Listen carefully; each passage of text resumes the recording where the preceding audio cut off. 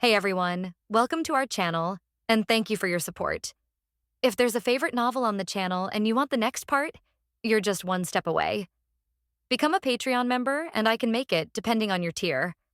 Thank you for your attention. As for Taskmaster's treatment, Tony Stark decided to temporarily imprison her here, because he discovered that Taskmaster had undergone a chemical transformation similar to that of the Winter Soldier.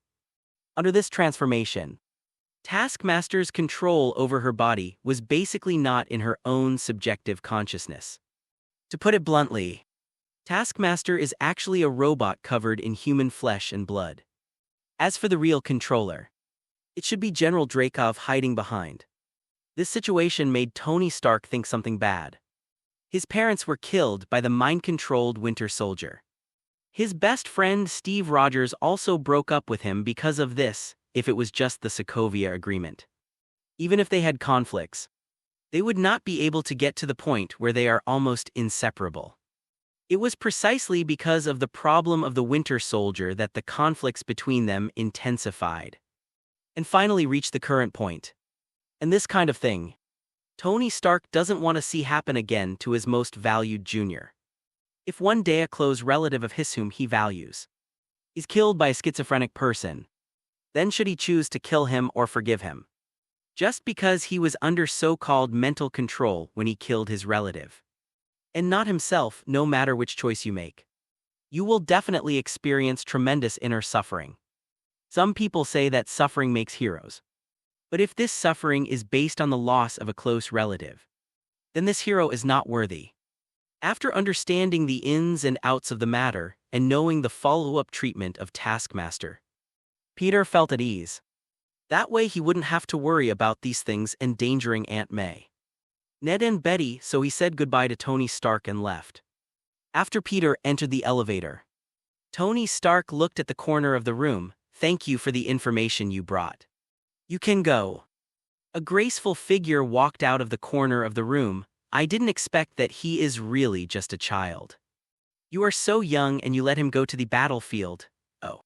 Natasha is more reliable than old guys like you." Tony Stark sneered. At least he can distinguish right from wrong and has his own balance in his heart. The woman hiding in Tony Stark's room in Avengers Tower is actually Natasha Romanoff, the Black Widow who is wanted by American officials. "Well's a nice young man, and I promised to teach him a few tricks," Natasha Romanoff said. Tony Stark glanced at her. "He is only 15 years old. So let's get over your tricks and you are on the run. I will not allow you to lead danger to him. But the danger has commined General Dreykov will not give up," Natasha said. Tony Stark threw a key over, "Weapons and equipment. This is also your nightmare place. I will hold you back here." Thanks. Natasha took the key. A smile appeared on her face and left without any delay after Peter left Stark Tower. He originally wanted to go back directly, but he suddenly changed his mind midway and rushed towards Black Street. The previous state in the Earth 96283 universe reminded him of a possibility. If he can freely control this spell called astral projection and enter the astral state, does it mean that he can truly communicate face-to-face with other Spider-Man? As for the question of whether you can learn it after learning it or not, he remembered that Master Gu Yi personally said that his spell talent was very high. If he learned spells and became a mage, his achievements would not even be inferior to Steven's, although he did not see Steven's spell talent. How high is it? This guy has obviously been getting beaten. However, it all depends on people always try. What if he learned it? And the astral projection state may have another meaning to him. For example, he previously discovered that after his soul separated from his body would spontaneously enter a state of self-protection due to the spider sense. In this state, his body can even exert greater power than under his rational control. Then, if he allows himself to enter the astral state when fighting and allows his body to attack himself, or even attacks in the astral state himself, does this count as him dividing himself into two parts? Similar to the clone technique, however. The normal clone technique is to create two bodies, but this one is to separate the body and soul. But what can be concluded is that if he can really do this, his combat ability will definitely be greatly improved. Although there has not been a powerful enemy that requires him to fight with all his strength, it does not mean that he will not encounter it in the future. He has been traveling through different parallel universes. There are so many universes, and the possibility of encountering powerful enemies is quite high. Moreover, his spider sense is always reminding him of something, as if telling him there will be a war in the near future. If he doesn't fight hard, he will pay a heavy price. Peter thought about all the clues at hand, but he still couldn't figure out where this possible future war started or what it was. After thinking about it, all he can do is improve himself. As long as he is strong enough, he can cope with any crisis. 177A Blake Street is the address Stephen Strange told him last time he lived in New York. At the same time, this is also one of the 3 supreme sanctuaries built by the mages on the Earth. These 3 supreme sanctuaries are all covered with concealment spells cast by mages, and they cannot be seen except by people like Peter who have permission. In the eyes of ordinary people, this place is what it looked like when Peter first came here, an ordinary residential building. Moreover, when most people see this residential building, they will not think about questions such as, why is there no one in this building? Or should I break into an empty door? They will selectively ignore this. Only someone with a particularly strong sense of perception like Peter would notice something was wrong here. When Peter stood in the doorway, the door opened of its own accord. Peter was not surprised. He knew that these mages all had some strange abilities. Perhaps Strange already knew that he was coming when he stood at the door. This was the first time Peter had set foot in this place called the Most Holy Sanctuary. He looked around curiously. What strikes the eye is a long staircase, which turns into 2 circular corridors on the 2nd floor. There are many wooden furniture placed in the lobby on the 1st floor, which looks very old, except for the furniture that was placed later. Everything else seems to be symmetrical and full of aesthetics. A figure slowly descended from the sky. He was wearing a red cloak and his hair was neatly styled into a mohawk. He looked very energetic. The look is good, Peter praised, very energetic. I haven't seen you for a while. Why are you suddenly free today? Strange took a sip of the tea in his hand and asked, actually, if you came earlier you could still meet your senior. My senior? Peter asked curiously, who? Thor. Strange said, he is also an Avenger, right? You are also an Avenger now, so isn't he your predecessor? Peter's eyes widened. You mean the God of Thunder was here just now? Thor, the God of Thunder. Haha, the one with the big hammer, yes, that's it. Hufufa, the one with the big hammer. Strange imitated Peter and turned his hand around his head a few times. Smiling, Mr. Stark said that he hadn't seen Thor for several years since Thor returned to Asgard with Loki. But he actually came to Earth. Peter was still very surprised. The name of Thor, God of Thunder, is so powerful after all. That was a god that once only existed in myths and legends. One day he landed on the Earth, wearing thunder armor and wielding Thor's hammer in his hand. With every move he made, thunder came into the world. This was the longing in the hearts of many boys and girls. Loki was here just now, but now they have all gone to Norway. I'm afraid you won't be able to see him if you want to. Strange snapped his fingers. Okay. This is not the place to talk, sit down, tell me. Peter's expression became solemn. He felt that the dimensions around him were changing rapidly, as if they were trying to move him from here to the other side. Whoosh! Peter jumped up. Strange was stunned for a moment, looked up at him, and said in surprise, can you feel the fluctuations of the spell I cast? Is that a spell? Peter asked back. Yes, Strange nodded. It's a simple short distance phase movement spell, and you can actually detect it. Is something wrong? Peter tilted his head. After knowing that this was Strange's spell, he did not resist the feeling this time, nor did he escape. Swish! His figure disappeared from the spot. The next moment, he found himself in an antique living room. Strange sat on the sofa opposite, looking at him carefully. His eyes full of surprise. You really make me more and more curious. You obviously don't know any magic, but you can feel the magic of the dimension. Fluctuation, your spell talent is very high.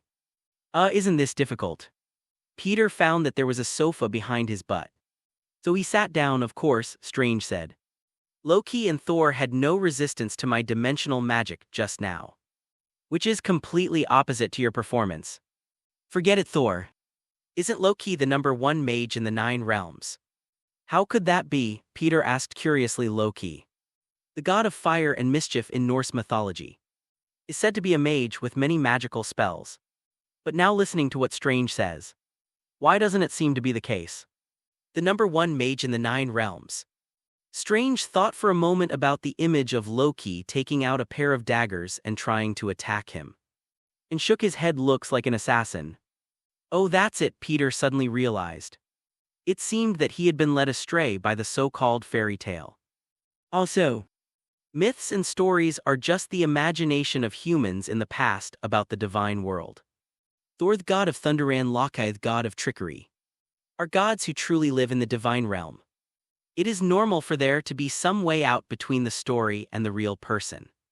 Just like the Spider-Man in the script written by Flash not only has a pair of magical eyes, but also has a sexy black cat girlfriend in reality. Spider-Man only has a pair of ordinary eyes, and his girlfriend only has one pair of hands. Peter looked at his hands, so pitiful till Strange misunderstood him. What would you like to drink?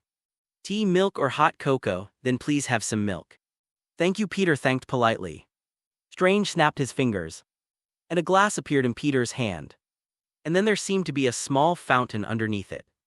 Milk kept flowing up, and finally stopped steadily at the mouth of the cup. Wow. Peter was surprised. He picked up the cup and looked at it, only to find that there was no mechanism underneath. How did you do that? It's just a simple spell, Strange said, pretending to be modest.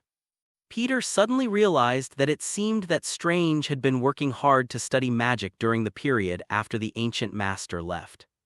These methods should not be something that the slightly clumsy mage he met when they first met could do them. At least it can't be done that easily, actually. The reason I came here this time is to learn the spell called astral projection from you, Peter said. Not only did he say that he wanted to learn spells, but he also talked about the reasons why he wanted to learn spells and the early warning that the spider sense gave him. Strange frowned. You mean, what feeling of yours tells you that a huge disaster may happen in the future? So you must strengthen your abilities to cope with the disaster. Yeah, Peter nodded seriously and corrected. It's the spider sense-me special ability.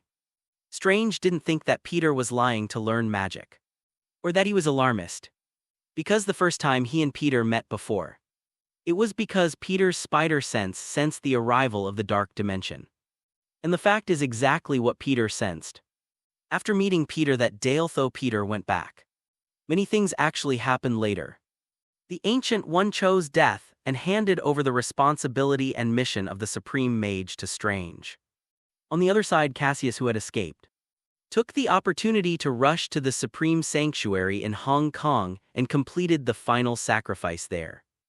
Therefore Dormammu, ruler of the Dark Dimension, descended to the real dimension. At that time Strange, who was just being pushed out of the market, thought of a trick in desperation.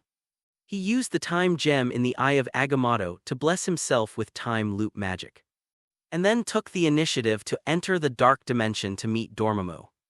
Every time they met, he would be killed instantly by Dormammu. But every time he was killed instantly, he would come back under the influence of time loop magic. In this way, after countless deaths, Dormammu was finally persuaded and took Caecilius and several of his younger brothers to leave the real dimension. The fact that Strange's magic has advanced so quickly now has something to do with his repeated deaths in the Dark Dimension. It is said that there is great terror between life and death, and Strange has experienced this great terror countless times. At the same time, he also personally felt the power of Dormammu, the power of the Dark Dimension. And finally, he became what he is now, a qualified Supreme Mage. And all of this also proves the accuracy of Peter's spider sense predictive ability. This matter cannot be ignored. Strange realized the seriousness of the problem. He pushed down the table and his body suddenly appeared not far away, suspended cross-legged in the air. And the red cloak behind him moved automatically without any wind. Peter looked at Strange curiously, wondering what kind of magic he was going to perform. Strange crossed his hands and quickly formed a seal in front of him. At this time, the eye of Agamotto hanging on his chest lit up, and the magic structure on it rotated rapidly, looking very magical. Boom. A ball of green light burst out from the eye of Agamotto, and the bright green energy enveloped Strange like mist. The most important thing is that Strange's body has been trembling slightly, and at the same time his head is like a disordered robot, constantly swinging from side to side. Stephen. Peter put down the milk in his hand. Strange did not answer and remained in this state. Peter's expression darkened and he stood up. But he didn't come close, just watched silently. He didn't understand spells, but he still knew to some extent that Strange should be casting some important spells to verify what he said. At this time he must not disturb him if he is distracted. Just like that, half an hour passed in a flash. Peter didn't know how many glasses of milk he had in his hand. But Strange hadn't woken up yet. Strange to say, the milk in this cup seemed to be endless. Every time Peter drank it, it would fill up automatically. Not a drop more, not a drop less. Just stop when it reaches the mouth of the cup. So Peter kept drinking and it kept adding more. Don't get me wrong. He just wanted to see if the milk had unlimited refills. However, after drinking, Peter came to a conclusion: even if this thing does not have unlimited refills, it is at least larger than the capacity of his stomach. Hisahay at this time. Strange suddenly took a deep breath and then gasped for air. His body also slowly fell from the air. His feet landed on the ground, his body swayed, and he almost fell to the ground. Peter, who was well prepared, had quick eyesight and quick hands. He put the milk in his hand on the table, and then ducked to Strange to support him. Sit. Peter led Strange to the sofa where he was sitting just now and sat down. Then he walked back to his sofa and sat down, asking, "What did you just do? Predict the future?" This is also the case. What is the scope of the spell's ability? No. Strange's face was pale and he looked like he had a weak kidney. Breathing heavily, he picked up the cup on the table and drank the tea in one gulp. I didn't predict the future, I saw the future. Strange said something shocking. What? I saw the future? Peter was shocked again. Is this also something magic can do? Strange nodded. This is the ability of the time stone. What is the time stone? Peter asked. Strange pointed at the eye of Agamotto on his chest that had returned to its original shape and said, "It's what's hidden in the eye of Agamotto." Seeing that Peter still looked confused and curious, Strange simply explained to him carefully. At the beginning of the birth of this universe, 6 singular points burst out one after another. The energy spewed out of them blended with each other, rapidly expanded and finally formed our current universe. Later, the remnants of the Big Bang gradually condensed into a certain high-energy aggregate. And this phenomenon was noticed by an ancient creature called the cosmic entity. They brought these remnants together and cast them into 6, an infinite rough stone that contains great power. My green stone is called time. It helps me control time and has the ability to look back into the past and glimpse into the future. So I can see the future. This is the reality stone. Strange stretched out his hand, and a red stone appeared between his index finger and thumb. The reality stone is a sculptor of reality. It has the ability to change and manipulate reality, create false situations and even make it look real. Ability: Power Stone. The red reality stone disappeared, and a purple stone appeared in his hand. This is a symbol of power and can give the user infinite power. If you meet someone who has a power stone, remember, never try to spar with him, even if you have become very powerful. Strange's words seemed to mean something. Peter nodded, wondering if Strange had seen the scene in the future where he would fight someone with the power stone. Forget it, write it down first. The rough stone of the mind. This time the rough stone is yellow. Is the controller of the mind and heart, giving the user the ability to read, control and influence the thoughts and emotions of others. A few years ago, Loki once wore a mosaic. He came to Earth with the scepter of the Mind Stone, and single-handedly led the Battle of New York. Peter nodded he knew this after he captured Tombs. Tony Stark officially let him join the Avengers. After becoming a true Avenger, some files within the Avengers were naturally open to him. During his spare time during the experiment, Peter also looked through some of the things inside. Not only did he know that Loki had come to Earth with the Mind Scepter, started the Battle of New York, and controlled Hawkeye and some researchers in the process. It is also known that after the Battle of New York, the Mind Scepter was left on Earth and then taken away by the Hydra agents within S.H.I.E.L.D. Afterwards, Hydra used the Mind Scepter to create Wanda and Pietro, two humans with powerful superpowers. Dossier records represent the perceptions of the people inside. This is the original Space Stone. It has also appeared on Earth before. It was the cosmic Rubik's Cube that was fought for in the Battle of New York a few years ago. The stone in Strange's hand turned blue. This stone can make it no problem for humans to control space and move between galaxies. The last orange one is the Soul Stone. It is also the most mysterious stone and is the source of all life. Peter nodded vigorously again. But he became more and more confused. Why was Strange talking to him so much? Could it be that his spider-sense premonition came from these 6 infinite rough stones? In all 6 at this time Strange spoke again. And his tone was very serious. These 6 infinite rough stones individually have extremely terrifying power. And if they are gathered together and fall into the hands of a character with sinister intentions, it will definitely be a disaster. Disaster for the entire universe over the next few days. Peter's schedule after school changed a bit, originally. He would often go to the laboratory in Stark Tower to do research after school. But due to the relocation plan, it was finally his turn to come here therefore. Peter is unable to continue his own research for the time being. Upgrading the suit. Developing second-generation nanospider silk materials, etc. can only be put on hold for the time being. However, he still wasn't idle. In addition to his daily street work, he also goes to the Supreme Sanctuary in New York every day to learn the spell of astral projection from Strange. Yes, Strange eventually agreed to teach him, even if he didn't become a mage. Does this count as violating the ancestors' decision?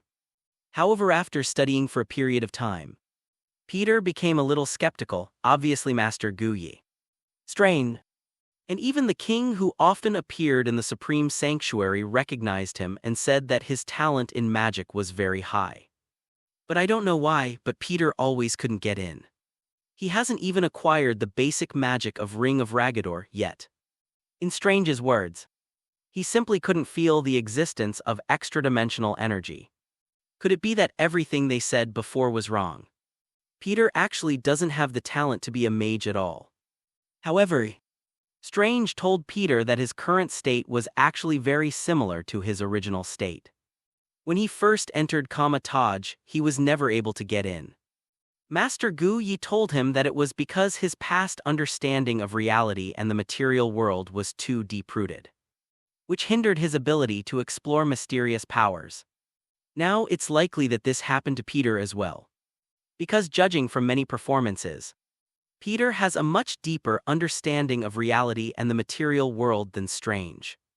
After all, he is a geek who can quickly discover the mathematical rules after seeing the world in the mirror dimension. Measure the angular speed of rotation, the distance between objects with his eyes, and quickly complete the calculations in his brain. So theoretically, the obstacle he encountered was more serious than what Strange encountered originally. Although Peter was very frustrated about this, he had nothing to do. But he soon pulled himself together again.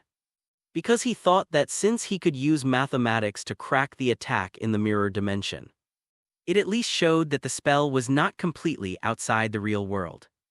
It must be the same as reality and follow some basic operating logic. If he could figure out these operating logics, he might be able to analyze the spell from a scientific perspective and achieve the purpose of casting the spell. Not to mention anything else. Isn't the luminous spider web in his mind that can travel to other Spider-Man's bodies in the multiverse in their soul state also a very special superdimensional mysterious power? Moreover, he actually has a special method. That's when you use glowing webs to travel through space. At this time, he will naturally enter a state similar to astral projection. Perhaps he could use this opportunity to carefully sense the difference between his own astral projection and the astral projection used by wizards like Strange. If he could find the key, he might be able to figure out the problem with his inability to learn spells. He even created a special spell route of his own. Thinking about it, Peter lay on the bed, glanced at the glowing spider web in his mind, and slowly sank into it. This is a new world. But in different worlds there is the same Peter Parker. Uncle Ben, who also died because of Peter Parker's mistakes. And Spider-Man, who also realized the meaning of responsibility. But there are some differences. This world's Peter Parker gained his powers when he attended Farley Stillwell's public exhibition. Dr. Farley Stillwell possesses a new invention that spans the ages, called a new genetic recombinator, which can enhance and heal living DNA. However, in the exhibition, when Dr. Stillwell opened the new genetic recombinator, a spider happened to enter the energy light wave emitted by the instrument. And the spider also bit Peter on the way home. Peter discovered that he had gained superhuman strength, speed and agility as well as the ability to climb walls. But the Peter Parker of this world is very interesting. When he first gained his abilities, his first reaction was to become famous. So he designed a spider costume, appeared on TV, and called himself Spider-Man. Later, he was invited to participate in a wrestling match to make his name. The gears of fate started turning. After that, Spider-Man successively fought Dr. Lizard, Dr. Octopus, Mysterio, Scorpion, Kraven the Hunter, Big Goblin, Rhino, and Chameleon, and was also possessed by the symbiote suit like Spider-Man, the bully of the Earth 96283 universe. But the symbiote in this world has a name, Venom. During the time he was possessed by the Venom suit, Spider-Man did a lot of radical things and even became a little unlike himself. So he decided that the Venom symbiote was too dangerous to keep. So he used the bells in the church to separate from the Venom symbiote. But the Venom symbiote attached itself to Eddie Brock, who had a grudge against him, turning him into Venom. Finally, after a lot of trouble, Spider-Man finally separated Brock from the Venom symbiote and sent the symbiote into space with a rocket. However, recently, he suddenly discovered that there seemed to be some problems with his body. He is losing power. To make matters worse, he also learned bad news from the newspaper. Dr. Octopus, Mysterio, Shock, Scorpion Man, Chameleon, Rhino Man. These 6 supervillains who had been sent to prison by him for various reasons have now all escaped from prison together. He didn't know whether this was due to negligence on the part of the prison's management or some other reason. But he knew that something like this happened when his abilities were in question. It was very bad in this way. Spider-Man wandered outside all night, but still couldn't find any clues. Seeing that the sky was getting brighter, his Aunt May would be worried if he didn't go back, so in desperation, Spider-Man had to temporarily give up the search operation and prepare to go home. However, at this time his spider ability disappeared again. After a lot of twists and turns, he finally returned to his home in secret. After explaining to Aunt May that he stayed up all night for some reason, Peter fell into a deep sleep under Aunt May's worry. But even in his sleep he was still unsettled. After a while, the poison he got rid of came back again like last time.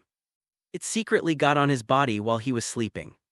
After a while, 6 supervillains who escaped from prison came to the door and even threatened Aunt May. As if sensing his worries about the future, a glowing spider web quietly connected to his body. Meanwhile, somewhere in this world, New York, the 6 escaped supervillains finally arrived at their destination on a plane. They soon came to a warehouse-like place, which was the gathering place given by their rescuers. Welcome, Chameleon, Mysterio, Rhino, Scorpion, Thriller, and Dr. Octopus, me 6 demons. A rough and elegant voice sounded, "Are we your 6 demons?" Dr. Octopus sneered. Dr. Octopus had never obeyed anyone else's orders in his life. If it weren't for the fact that the person speaking was probably the one who saved him, he would have torn this place apart in seconds. Who are you? Why did you bring us here? I am your new leader. And you are all my secret weapons, said the voice. Ha. I won't take orders from anyone, Scorpion shouted. Obviously, as a villain, he also has serious self-esteem. Be careful what you say, Thriller reminded at this time. The rhinoceros man on the side said yes. The one talking to us is Jin Bin, it's Kingpin. Scorpion Man was suddenly startled. Kingpin's name was very popular in New York. To be honest, it scared him a little. No, it can't be right. Look at this time. Mysterio suddenly pointed to the ceiling above his head, which was the lifting platform where they had just come in by helicopter. But at this time, there was an additional figure there. A figure wearing a red and blue spider suit. It's Spider-Man. Dr. Octopus immediately recognized the identity of his old rival. He's actually here too, catch him. Thriller took the lead, he stretched out his hands. And the pair of concussive gloves on his hands emitted high-frequency concussive shock waves, hitting Spider-Man. Spider-Man turned over deftly and jumped down from the lifting platform, avoiding the blow without saying a word. Dr. Octopus also controlled the mechanical tentacles to grab Spider-Man, but they were all dodged by Spider-Man one by one. But because of Dr. Octopus's attack, Spider-Man fell to the ground. The Scorpion Man took the opportunity to collide. He originally just thought of blocking Spider-Man's movement, but what he didn't expect was that Spider-Man was knocked over the glove boxes piled nearby. What happened? Spider-Man has become weaker. The Scorpion Man was slightly startled at this time. The rhinoceros had also exerted all its strength, and with a pig lunge, it directly pressed its sharp horns against Spider-Man's chest. Bang! There was a loud bang. Spider-Man flew backwards and hit the wall, then bang. There was another loud noise. Spider-Man actually exploded. He became a pile of parts scattered all over the floor. The 6 supervillains were stunned. Oh. Let me guess what's going on. The smart Rhino Man started to think. It turns out that the famous Spider-Man has always been just a robot. You idiot, this isn't the real Spider-Man at all. It's obviously a fake, Dr. Octopus said, expressing deep concern for his teammates' Chinese letter. The metal door on the side opened to both sides, and there was a figure who looked like a large, double-door refrigerator. And a guy in a high-tech baby carriage followed him. Dr. Octopus quickly set his sights on the large, double-door refrigerator. So, you are Kingpin. I am very grateful to you for rescuing me. But I don't have time to play such boring games with you. This is not a game, I promise you. Kingpin took a step forward and trampled the head of the Spider-Man robot that fell on the ground into a ball of scrap metal. This will be the final fate of the real Spider-Man. Seeing that his words attracted everyone's attention, Jin Bin was very satisfied. He said, first we have to lure him out and then he will never escape our grasp again. The plan is very tempting. Dr. Octopus held back for a long time and made an unintentional evaluation of the plan. But I already have my own plan. I have mine too, Mysterio said. You want to go it alone? Kingpin said. Mysterio said confidently, the most powerful masters all act alone. Kingpin unceremoniously exposed them, pointed at them and said, don't you know what will happen to you when you work alone? Prison, everyone, we need each other. As long as you can bring all your talents together, that little insect will be unable to fly. However, from now on, you must all listen to me. I'll follow you at any time, boss. Thriller was the first to say. Me too, the rhinoceros man also put his hand on his. I will ask you for advice, Kingpin. The chameleon deliberately showed off his skills. He first transformed into Kingpin's appearance, and then put his hand on it, count me in. This plan is very smart, and the plot will definitely be very attractive. Mysterio also expressed his position, seeing this. The Scorpion Man also stepped forward. I am also very happy to serve Mr. Kingpin. Now only Dr. Octopus is left. Kingpin turned to look at him. What about you? Dr. Octopus, among these people, the one he values most is Dr. Octopus. Because Dr. Octopus not only has power but also wisdom. and is the best among this group of people. I won't be employed by anyone. Dr. Octopus shook his head. I'm a scientist. The implication is that he actually doesn't want to sit around and have nothing to do with Spider-Man.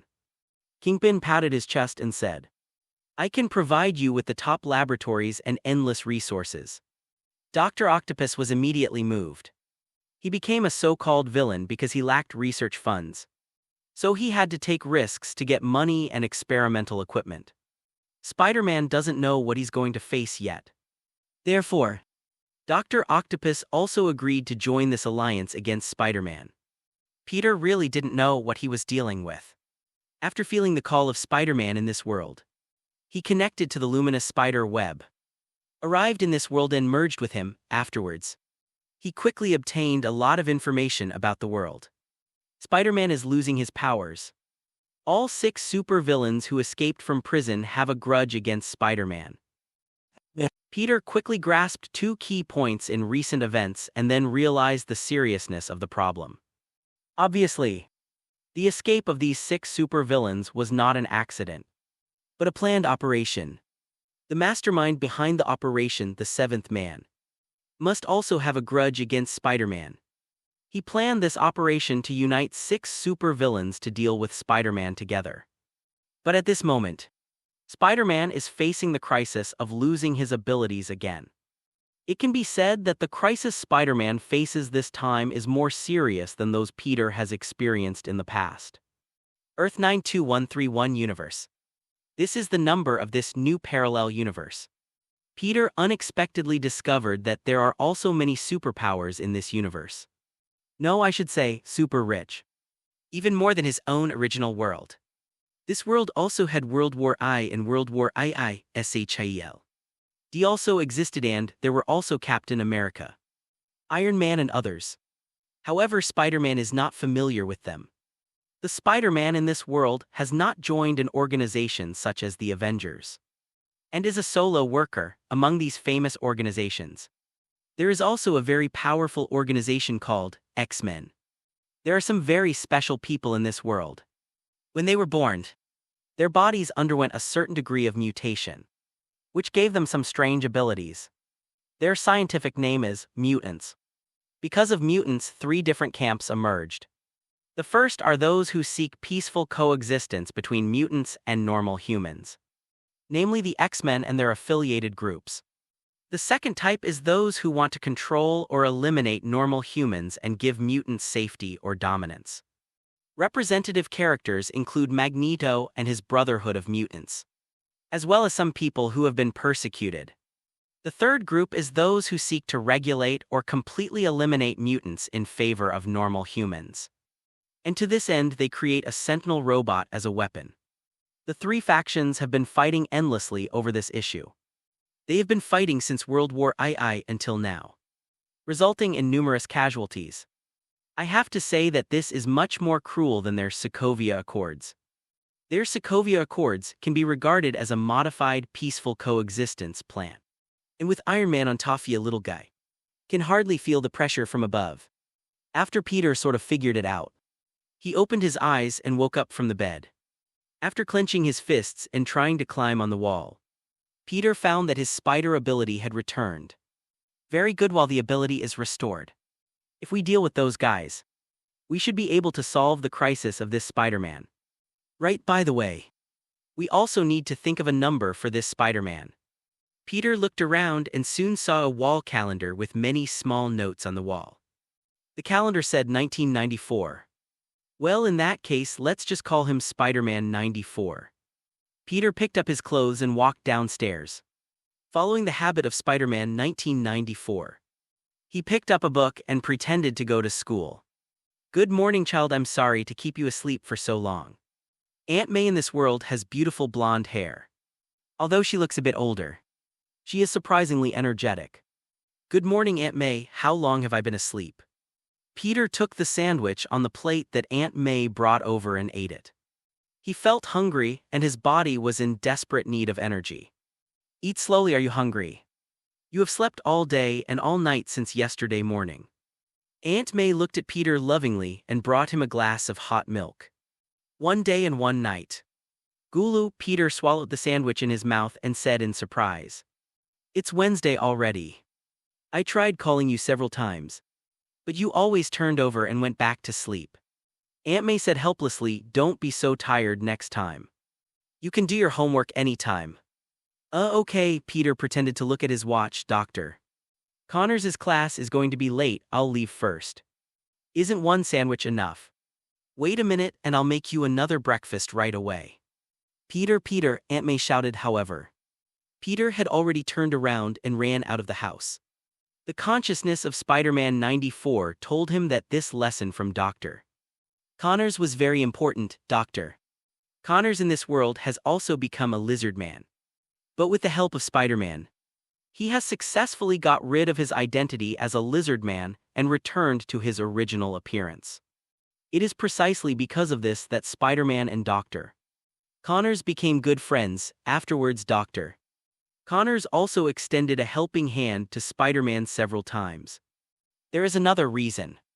The new genetic technology used by the spider that gave Spider-Man 94 his spider powers was also within the academic scope of Dr. Connors. Dr. Connors' previous transformation into a lizard man was also related to new genetic technology. In a sense, Dr. Connors and Spider-Man 94 belong to the same category. However, Dr. Connors mutated even more completely. He directly turned into a monster. And even his character changed. Spider-Man 94 is in a hybrid state between human and spider. But no matter what, the two are indeed suffering from the same problem. Perhaps this is why Dr. Connors and Spider-Man 94 will always help each other and become good friends. So Dr. Connors in this world is still very trustworthy. At least Spider-Man 94 really trusts him. Furthermore, put aside the identity of Spider-Man. Peter Parker, who is studying at Imperial University, is also a student of Dr. Connors. Peter Parker himself also admires Dr. Connors, a knowledgeable teacher. So after comprehensive consideration, Peter thought that maybe he could ask Dr. Connors to check on the situation of Spider-Man 94. If anyone is more likely to solve his problems now, it seems to be Dr. Connors, in fact Dr. Farley Stillwell, who caused Peter Parker's mutation, is theoretically more suitable. But neither Spider-Man nor Peter Parker are familiar with Dr. Stillwell, so of course it is impossible to ask him for help. However, it is counterproductive. Although Peter hurried, he still failed to catch up with the lesson. When he arrived at the school and entered the classroom, Dr. Connors was already summarizing after class. New genetics is a new science about gene exploration and DNA processing. It was pioneered by Professor Farley Stillwell of our college. It can be regarded as one of the greatest achievements of this century. So the Tomes Fund may make a donation to Imperial to allow us to continue research to demonstrate the importance of new genetics. And this depends on the joint efforts of all of us. All of you here are the best students at Imperial University. Think of this as a competition. Whoever can be the first to complete the new genetics experiment will become my research assistant. Of course, that is if Imperial University can obtain the Thomas Fund. Glad you caught up, Parker. Peter, where can I get 3 bedrooms and 2 living rooms? Fortunately, Dr. Connors didn't mean to embarrass Peter, but just gave him a thumbs up for being late, then, with a final good luck and thank you, he turned and left the office. Well, this Spider-Man is really a little unlucky guy, tilde. Peter came out of the multimedia classroom with a girl chasing behind him. You're late, Peter, what's going on? Did you forget the time while reading comics this morning? Peter stopped and turned around to look. This girl had long blonde hair tied into a refreshing ponytail. She wore glasses and had a slightly bookish air. She was wearing a grass green dress and looked elegant. The girl's information naturally appeared in his mind. Deborah Whitman, a classmate of Spider-Man 1994 at Empire University, is an outstanding woman who is as knowledgeable as Peter. Since she and Peter often stay in the same laboratory and sometimes participate in academic research meetings. Technology Exhibition Sec. The relationship between the two is quite good, sorry. I'm not in the mood for your jokes right now, Deborah, Peter said, turning around and preparing to leave. He was going to see Dr. Connors now. Wait, Parker. At this time a man came over and stopped Peter. I thought you would be my biggest competitor. But now it seems that you have lost at the starting line. Peter looked at this man. He was dressed strangely. A bit like a European classical aristocrat. With a long black trench coat on top. This is Michael Morbius, who, like Deborah, is Peter's classmate at school and can be considered one of his competitors. As for his strange appearance, it is because he is of Romanian descent. He grew up in Eastern Europe and was influenced by the culture there.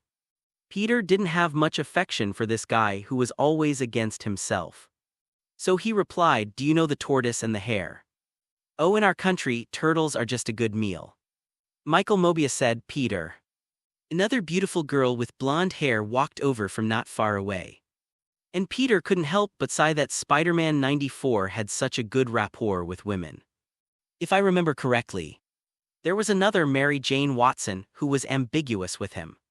Hey, stop fighting, I don't care about this anymore.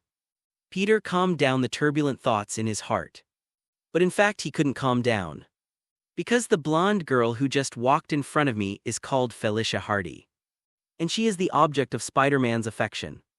And for some reason, Peter always had a strange feeling when he saw her. But he didn't know where this feeling came from. He could only attribute it to Spider-Man 94's affection for her. In fact, this was not the first time he saw Felicia Hardy. When he first traveled through time, there was also Felicia in the world of Shadow Spider-Man, who was also a very sexy and hot beauty. She even dared to assassinate Jonah alone for the death of Ulrich. And then secretly he accidentally killed the chameleon and destroyed the Green Goblin's subsequent plan. Now that I think about it, the Green Goblin's original plan was to use the disguise of a chameleon to turn the Shadow Spider-Man into a murderer, completely pushing him against society. So Felicia's actions can be regarded as protecting Shadow Spider-Man in disguise. However, this should have nothing to do with the current situation. Although they are both Felicia and Spider-Man, they are different worlds, different experiences, and different people. It was obvious that the Felicia in front of her was in her youth and full of charm. Seeing her, Peter unconsciously thought of Betty. Hi Felicia, Peter greeted. Felicia Hardy looked at Peter in confusion. What's wrong with you, Peter? Why do you look a little nervous? No. Peter was about to reply when Michael Mobius stopped him in front of Peter. Felicia. What a beautiful name, please allow me to introduce myself. My name is Michael Mobius. With that said, Michael Mobius thought he was a gentleman and took Felicia Hardy's hand and kissed the back of her hand. Very charming, sorry to interrupt.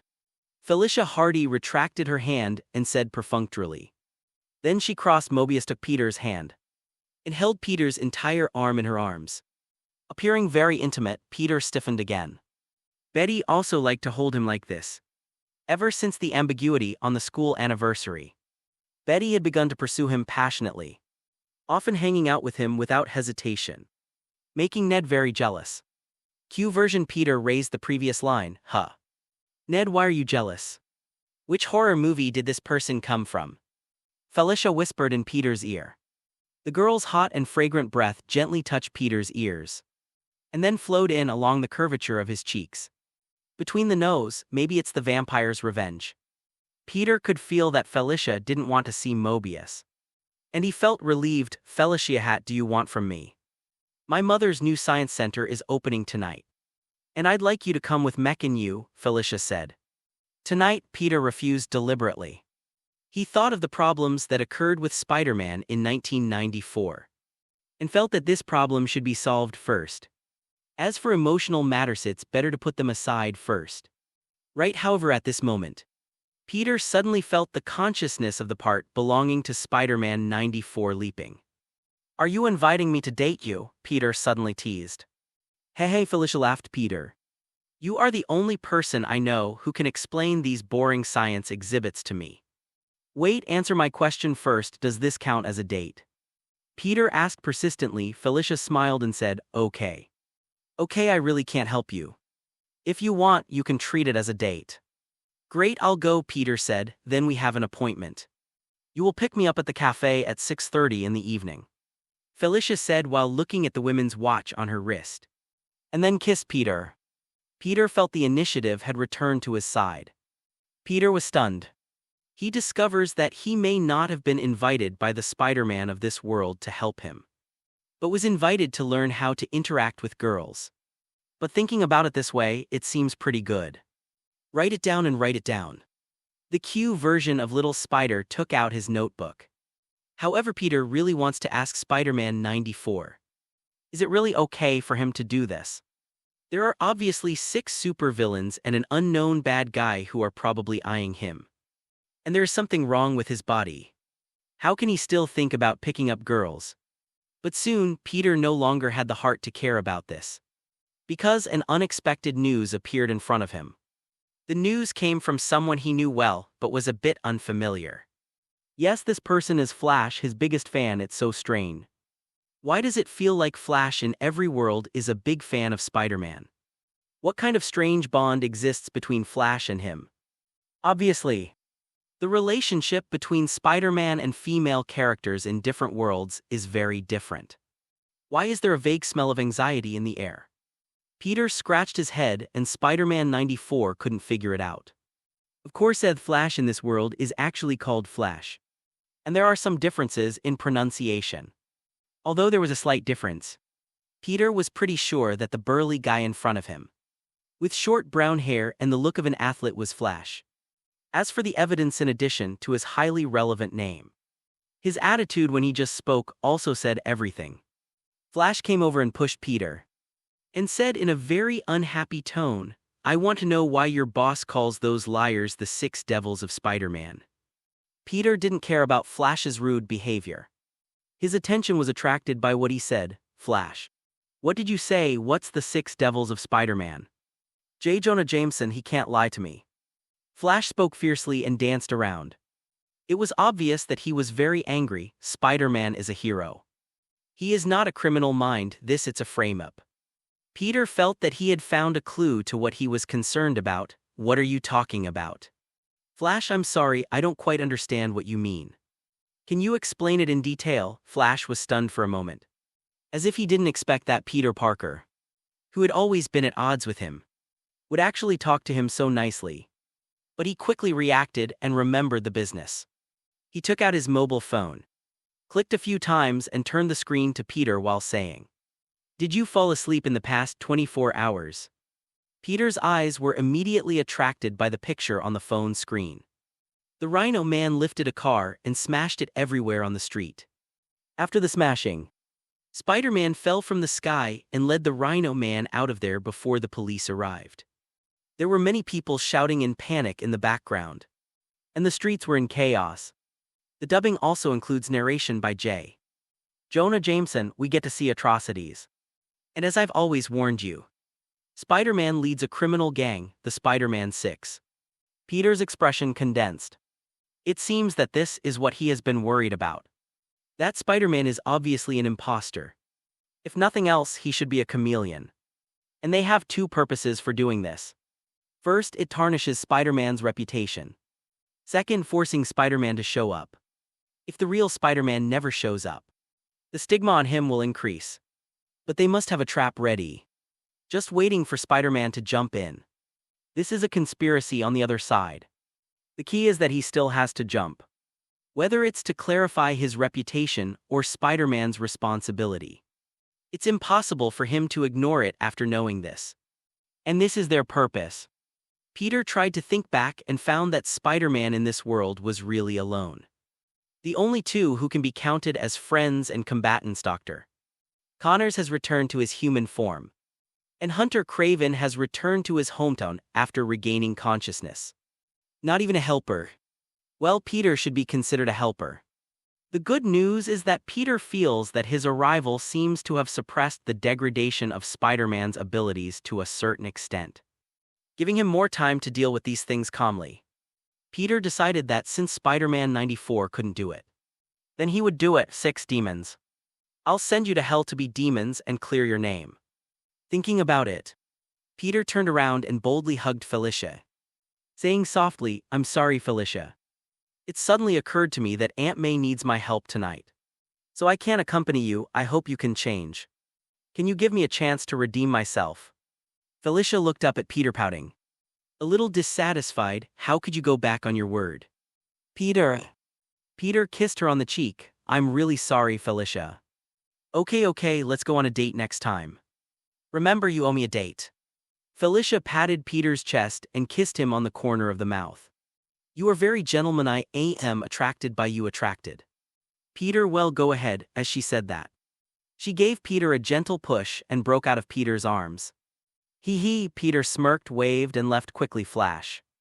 "Am I here to eat dog food? Felicia, how about?" Flush tried to cut him off. "No, Flush. You'd better find someone to share your indignation with." Felicia turned around and left on the other side. Peter returned to school, put the books in the cabinet, then found a deserted place to change into a suit. Took a few jars of spider silk solution and set off. Following the guidance of his spider sense, he quickly found his target, Rhino Man. Peter looked at the rhinoceros man from a distance in the air. In fact, in his own words, this was the first time he faced the rhinoceros. Fortunately, had the memory of Spider-Man from 1994, which allowed him to quickly find information about the rhinoceros. Through a chemical radiation experiment, Rhino Man attached a layer of powerful polymer to his body. The radiation and the influence of chemicals made him extremely strong. He can lift up to about 75 tons of weight. In terms of strength, he is even more powerful. Spider-Man beyond his normal state. The layer of polymer on the surface also makes him almost invulnerable. He can not only withstand ordinary physical attacks, but also heavy weapons such as pistols, machine guns, and rocket launchers. Even the explosion of 1 ton of TNT-equivalent explosives cannot kill him. His armor will not crack or melt at temperatures between -50 and 1,000 degrees Fahrenheit. His rhino armor is also equipped with 2 high-strength steel knives similar to rhino horns, which can easily penetrate a steel plate about 2 inches (0.5 meters) thick. This makes up for his lack of attack power to a certain extent. As a result, the rhino seems to have become a heavily armored warrior that combines strength, endurance, and destructiveness. Previously, Spider-Man 94 defeated Rhino Man only when he was possessed by venom. At this moment, the rhinoceros are rampaging on the streets. He found a cash transport truck, rammed into it, and used the rhinoceros horn on his head to tear open the steel body of the cash transport truck, revealing bags of banknotes inside. As for the police escorting the cash transport truck, they had already left there when the Rhino Man appeared. The weapons in their hands have no effect on the rhinoceros. Peter did not go down rashly. He looked around, and his spider sense told him that there was more than just a rhinoceros here. Soon, he found a man wearing bright yellow clothes on the other side. Jogged. This man was dressed like one of Adrian Toome's men that Peter had met before in his own world. And even the code names used for the crimes were the same. Most likely they are parallel time and space entities similar to him and Spider-Man 94. There is nothing to worry about. This guy only relies on his gloves that can emit shock waves. And most Spider-Man are born with a full dodge buff for this kind of attack. He's definitely not the only one. Peter continued his search, but several other people seemed to be well hidden, and Peter couldn't find them for a while. At this moment, he suddenly remembered that he might be able to try that trick. Thinking, he closed his eyes. The spider sense was retracted in an instant, and then spread out in the form of radar. Spider sensing radar. Although it only spread for a second, Peter quickly found the remaining guys through this method. One is Spider-Man with a gun in his hand, obviously. This one should be a chameleon. Only he likes to run around in the appearance of others. The chameleon was hiding in a shop on the street below. Peter didn't see him because of the angle of view. But this guy has nothing to worry about. Apart from his transformation, he is just an ordinary person. One is a Scorpion Man.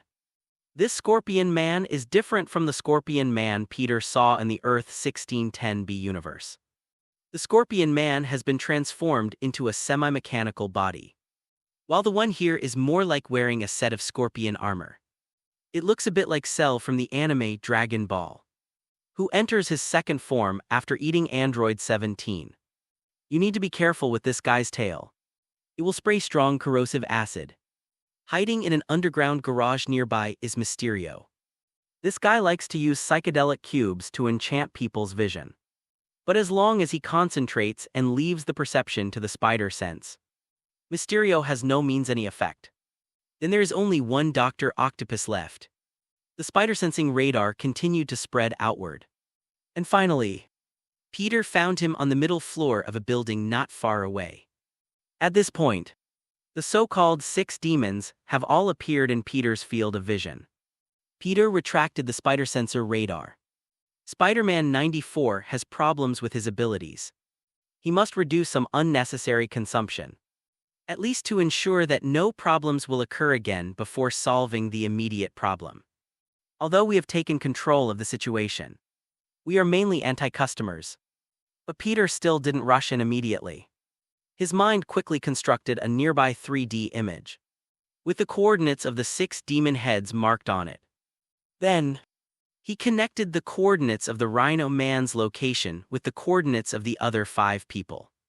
He could conclude that since these people had thrown out the rhinoceros as human bait, they would definitely keep their sights on the Rhino Man at all times. Therefore, the connected line is actually their center of vision. The part radiating outward from this center is their scope of vision. And outside the scope of vision is their blind spot of vision. Although it seems that the 5 positions of 5 people have blocked this place, as long as Spider-Man attacks the Rhino Man from any angle, he will immediately be surrounded by at least 2 demons. But in this way, many blind spots appear around them. And this is Peter's opportunity. Peter quickly planned the route in his mind, and then turned on the spider sensor radar again to make sure it was correct before taking action. He followed the route and soon and quietly touched behind the chameleon. At this time, chameleon still looked like Spider-Man, holding a strange-looking laser gun in his hand. And he didn't know where the high-tech weapon came from. The chameleon looked out onto the street, unaware of the approaching danger. Peter stepped forward quietly, keeping his footsteps very low under the control of his muscles. Let alone an ordinary person like a chameleon. Even one with more developed 5 senses might not be able to feel Peter's approach at once. Swish! Peter struck out with lightning speed, put one hand on the chameleon's head, covered his mouth with the other hand, and then twisted it back violently. Click. There was a crisp sound. Chameleon turned his head in horror, and the last thing he saw was the cold gaze under Spider-Man's mask. As the consciousness dissipated, the chameleon's body gradually distorted, and finally returned to his original appearance. Peter laid his body on the ground and remained silent. He had no psychological burden about killing the chameleon. This guy had previously disguised himself and sneaked into the LHG headquarters to cause chaos. And many people died because of him. This is a real villain. It's not for the so-called ideals or anything like that. Nor is it like Dr. Lizard who caused brain problems due to accidents. It's just pure evil. It was only because of loopholes in the law that he could not be sentenced to death. Now that there is another prison escape and an attack on him, there is no problem for him to kill the chameleon in self-defense. Peter picked up the gun in Chameleon's hand, quickly reviewed Chameleon's movements in his mind, and then walked out. Hey, Rhinoceros. Peter stepped forward. Rhino turned to look at Peter and yelled, Spider-Man. You're finally here, idiot. I'm a chameleon. I turned into Spider-Man to confuse the reporters. Peter replied, oh, that's it. The Rhinoceros Man smiled innocently. Should we take the money? It's a lot of money. Take it. Look over there, it's Spider-Man. Peter suddenly pointed in one direction. What Spider-Man? The Rhino turned his head suddenly and crashed into him with a bang. Bang! What? A scream was heard in the distance. Horror was knocked down directly by the Rhinoceros Man, and a big hole appeared in his chest. Blood was flowing out. And soon it was all over the Rhinoceros Man. The Rhinoceros Man stared blankly at the horror that he had strung on the rhinoceros horn. And he didn't come back to his senses for a long time. As for horror, all the bones in his body were broken due to the sudden advance of the Rhinoceros Man. and then he was pierced by the rhinoceros horn and died suddenly on the spot. Well, maybe the reason for his death was because he was stabbed in the back by his teammates. Idiot Rhino Man, what are you doing? Jin bit, who saw this scene through a nearby surveillance screen aimed at the street, was almost furious. Why did someone die out of nowhere? No, that's Spider-Man, he's not a chameleon. The Scorpion Man, who was closest, reacted and rushed towards Peter. Ah, you discovered it, but it's a pity it's a little late. Peter shot out a spider silk with one hand, stuck to the Scorpion Man's body and pulled it, and then hit him to the ground with a whip kick. The number of updates will increase starting from February. I can only update twice in the past few days. Well, it will start the day after tomorrow. Before the Scorpion Man had time to get up, Peter stepped on his back, trampling him tightly, then grabbed the Scorpion's tail with both hands and pulled hard. Bang, bang, bang. The tail of the Scorpion armor made a violent breaking sound, and finally the entire tail was torn off by Peter. Spider sense activated. A mechanical tentacle exuding silver-gray luster attacked Peter. Peter used the Scorpion tail in his hand as a weapon, flicked it upward and opened the mechanical tentacles. Dr. Octopus used 2 mechanical tentacles to rush forward, using them as 2 legs to lift himself high into the air, and looked down at Peter. Spider-Man, you seem to be different today. In fact, everyone else feels this way too. Today's Spider-Man seems to be more crisp and aggressive in his actions.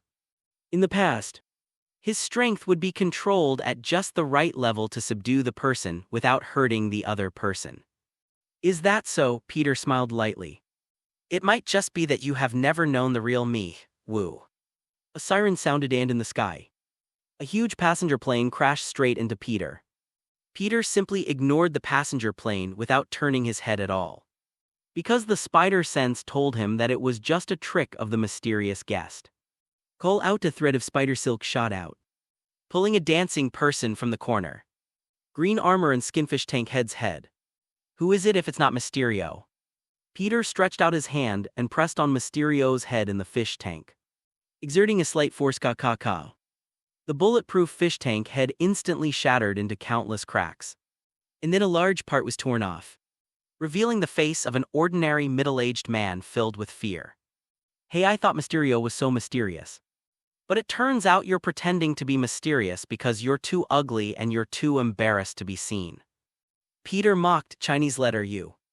Mysterio flipped his wrist and threw out several cubes. The block fell to the ground, and the surrounding area immediately became a primitive jungle. At the same time, a strange gas began to gradually spread.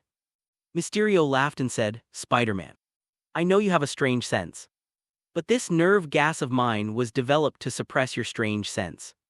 Now you must have, Peter reached out and pinched Mysterio's chin slightly.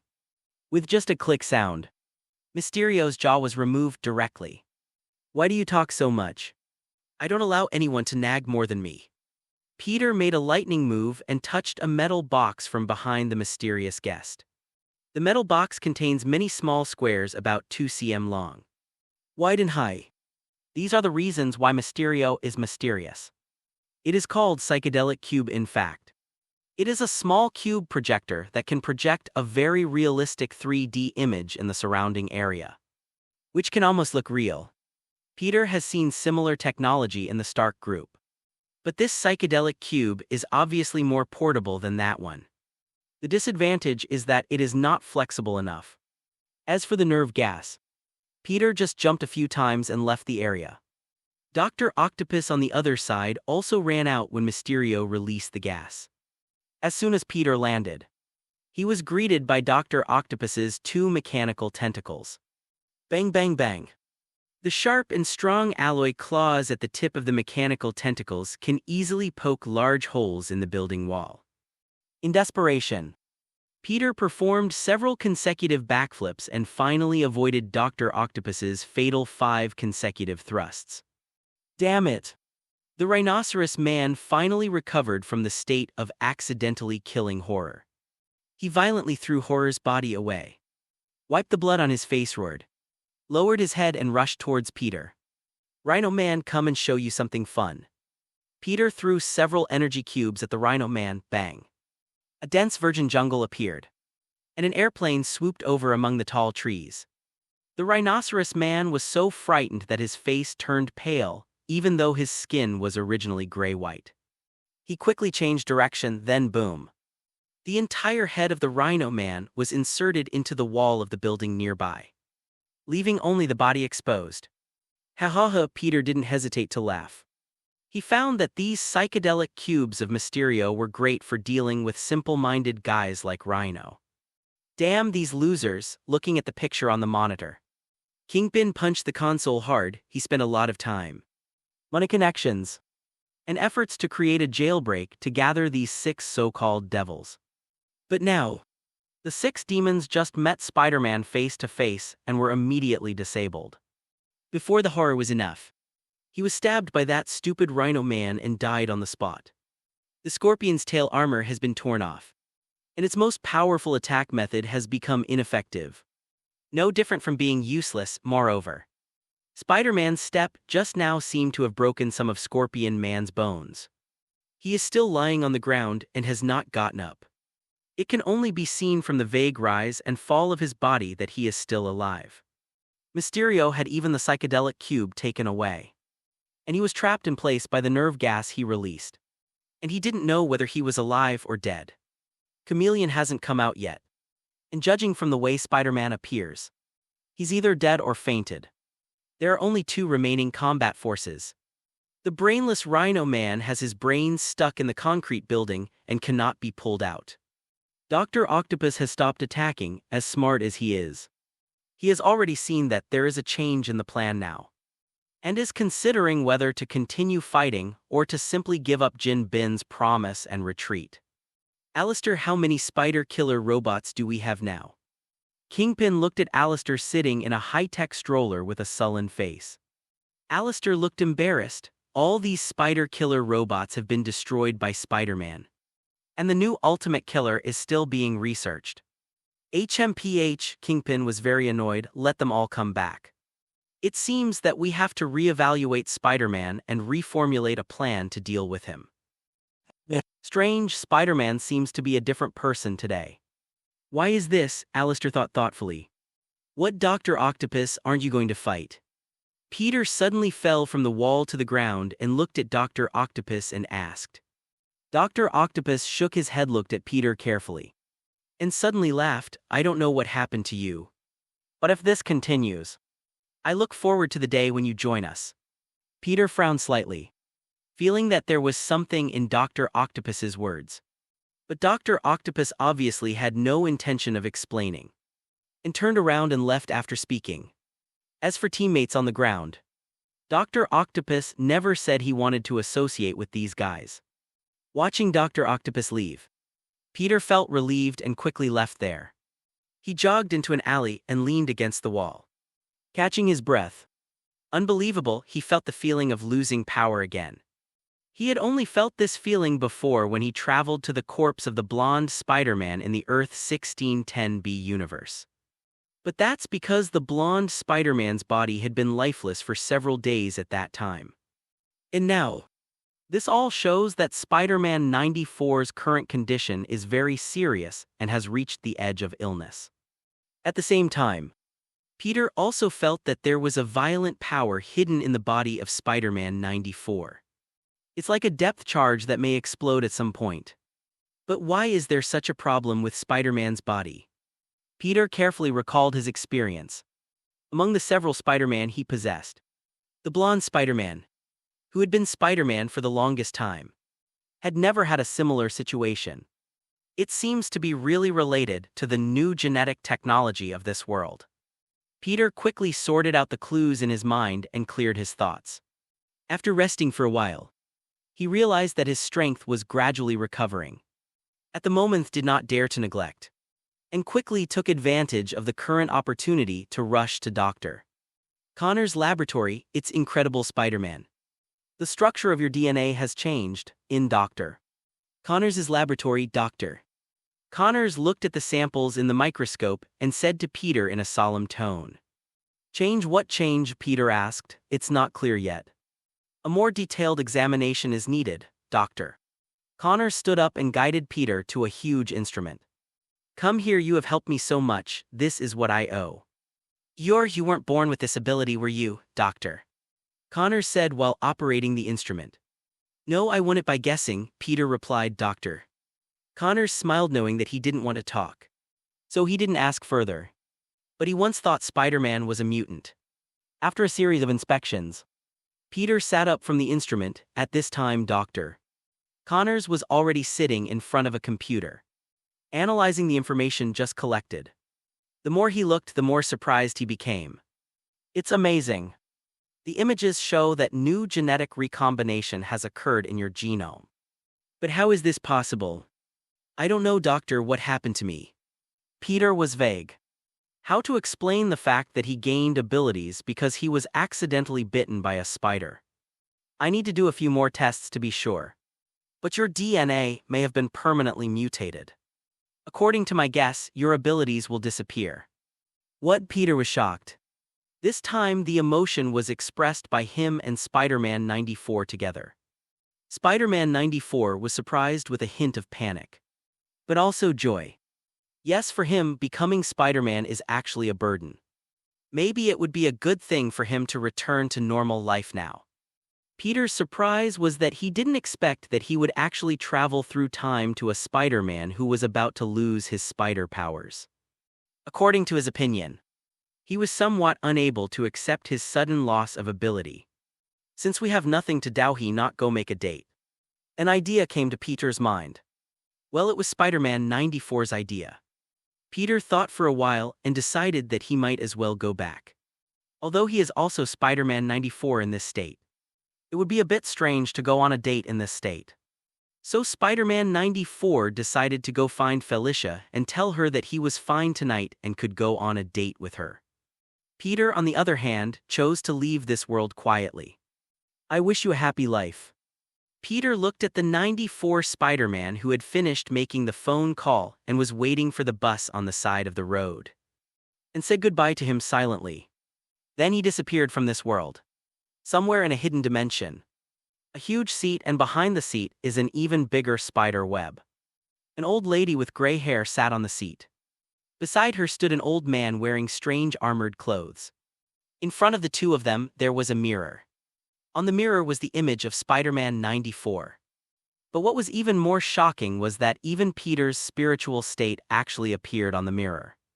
Seeing Peter's spirit body flash and disappear, the old lady looked at the old man and said respectfully, "Dear Skywalker, since you brought this immature little Peter into this world, why don't you meet him?" The Skywalker opened his eyes, and his pupils were white and glowing slightly. He shook his head, "Mrs. Spider, it's not the time yet." He changed the trajectory of Peter's life. "Do we want to get it back on track?" Mrs. Spider said. The Skywalker waved his hand and dismissed the scene on the screen. His life trajectory is not so easy to rewrite. However, this is indeed an attempt. If something can really be changed to prevent that thing from happening again, then that's okay. All these years of hard work will not be in vain. Observe carefully, madam. A spider that can climb freely on the web will definitely change everything.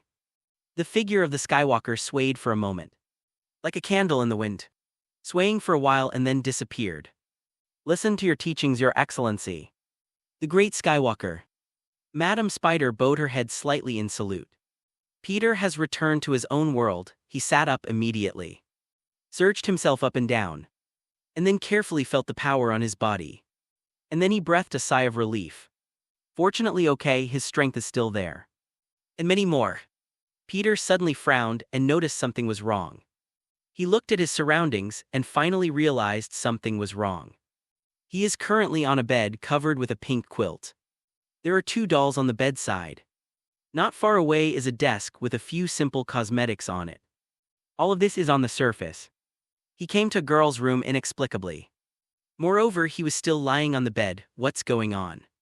What's going on? Peter's mind was spinning rapidly. He remembered clearly that he was at home before he traveled through time.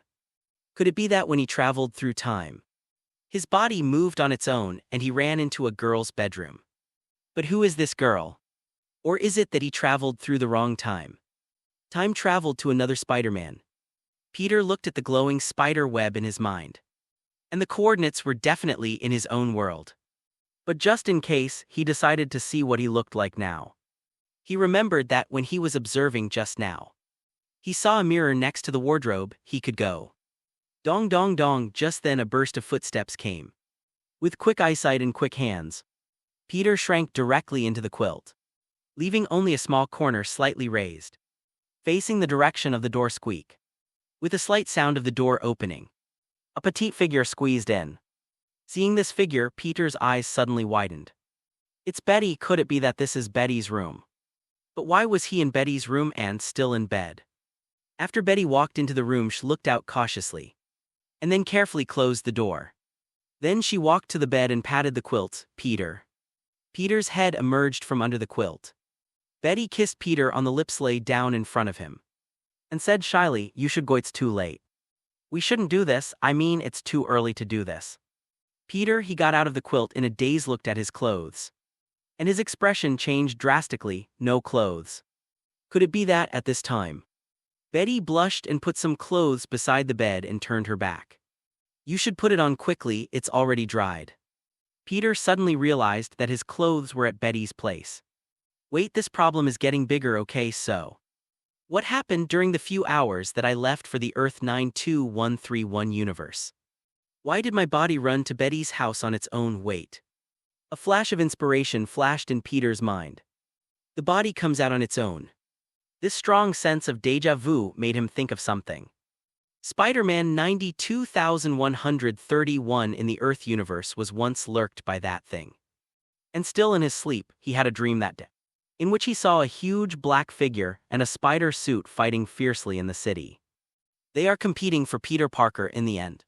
The black figure was slightly better, snatched Peter Parker away and swallowed him directly. When he woke up from the nightmare, Spider-Man 94 found himself hanging upside down in the center of Manhattan, wearing a black suit, Venom suit. Could it be that there are Venom symbiotes in our own world? Moreover, he also found himself quietly. Peter was thinking in his mind as he put his clothes and trousers on, and his expression became more and more serious. But he didn't notice that the girl who pretended to turn around was secretly turning her head to look at him. Wow, Peter's muscles are so strong and powerful. It wasn't until Peter's body was completely covered by clothes that Betty reluctantly turned around. Peter stood there in a daze. But Betty mistakenly thought that he was reluctant to leave. So Betty walked up to Peter, put her hands around his neck, and put her shy and pretty face in front of Peter. The tips of their noses were touching, and the distance between their lips was so close that they could almost feel each other's warmth. The ambiguous air exchanged between them, forming a strange cycle. "Peter, our relationship moved a little too fast, we." Chirp. Peter moved his lips down slightly, pecked Betty's pink girlish lips, and said softly, "I'm sorry, Betty, I hope I didn't scare you."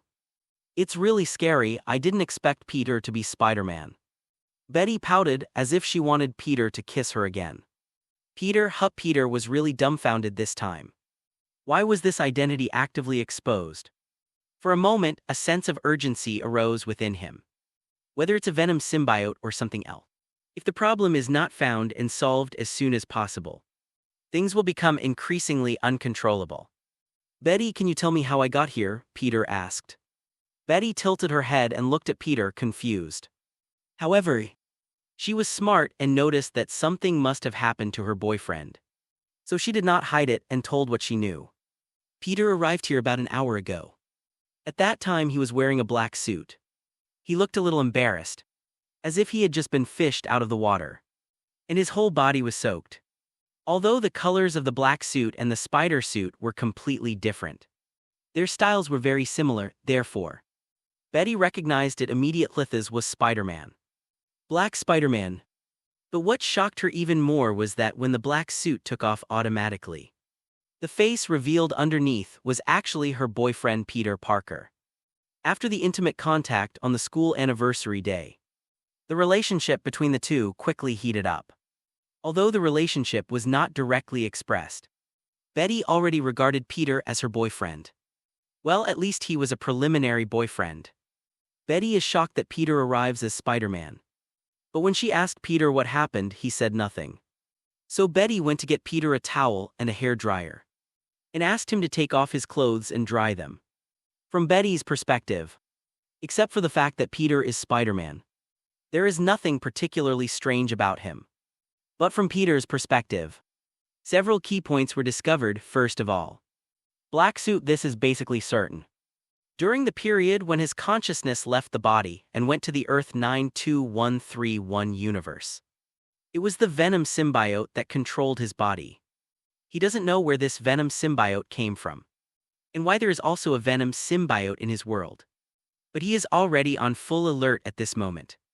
Judging from the experiences of several Spider-Man-s who have experienced the possession of the Venom symbiote, this thing is definitely not a good thing. Although it can enhance the host's own power and make him more powerful, its negative effects are also very great. Spider-Man, the bully in the Earth 96283 universe. Although at the beginning he just asked for a well-earned salary, bought a suit, danced on the street, ruled the bar, and picked up a few girls, but as time went by, the situation is getting worse. Although he and Harry Osborn had many conflicts, Peter, who had fused with him, knew how much the bully Spider-Man loved Harry in his heart, the kind of loving friendship between brothers. And the bully Spider-Man is so kind that he even forgives the Sandman who accidentally killed Uncle Ben. How could he do something like this and throw a bomb in Harry's face? And the Mary Jane of that world. If it was a normal bully Spider-Man, how could he take Gwen to humiliate Mary Jane? He even hurt Mary Jane, caused a scene in the bar, and injured several bartenders.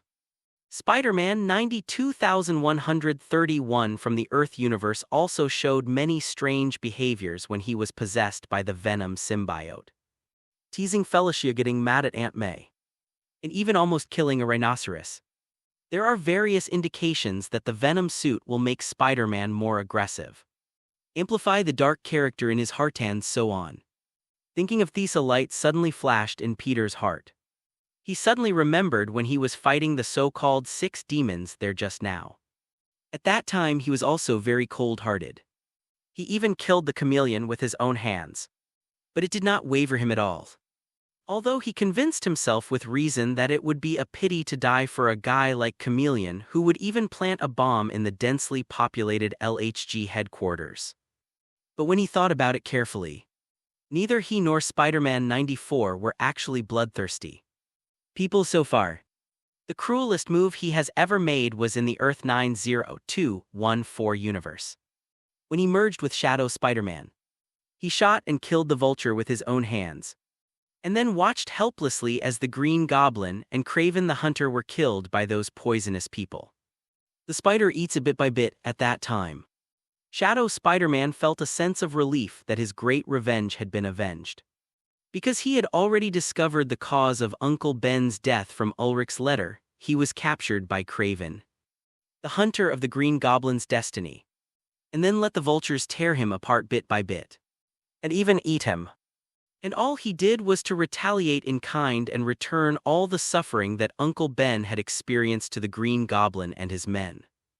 Therefore, although Shadow Spider-Man is ruthless, he is determined in his heart and always knows what he should and should not do. The second time Peter acted cruelly was when he was dealing with Kingpin in the Earth 1610b universe. He broke Kingpin's hands and feet, leaving him completely crippled. This is because the identity of Spider-Man in that world has been exposed. And Aunt May and Mary Jane, the 2 people cherished by the blonde Spider-Man, are both under threat from Kingpin. If Peter doesn't find a way to completely eliminate the threat of Kingpin, then it is very likely that Aunt May and Mary Jane will suffer in the end. If that's the case, I'm so sorry for the blonde Spider-Man. As for other times, Peter's shots basically stayed at just the right level. But this time he took the initiative to kill the chameleon. And he was very sure that he was in charge at that time.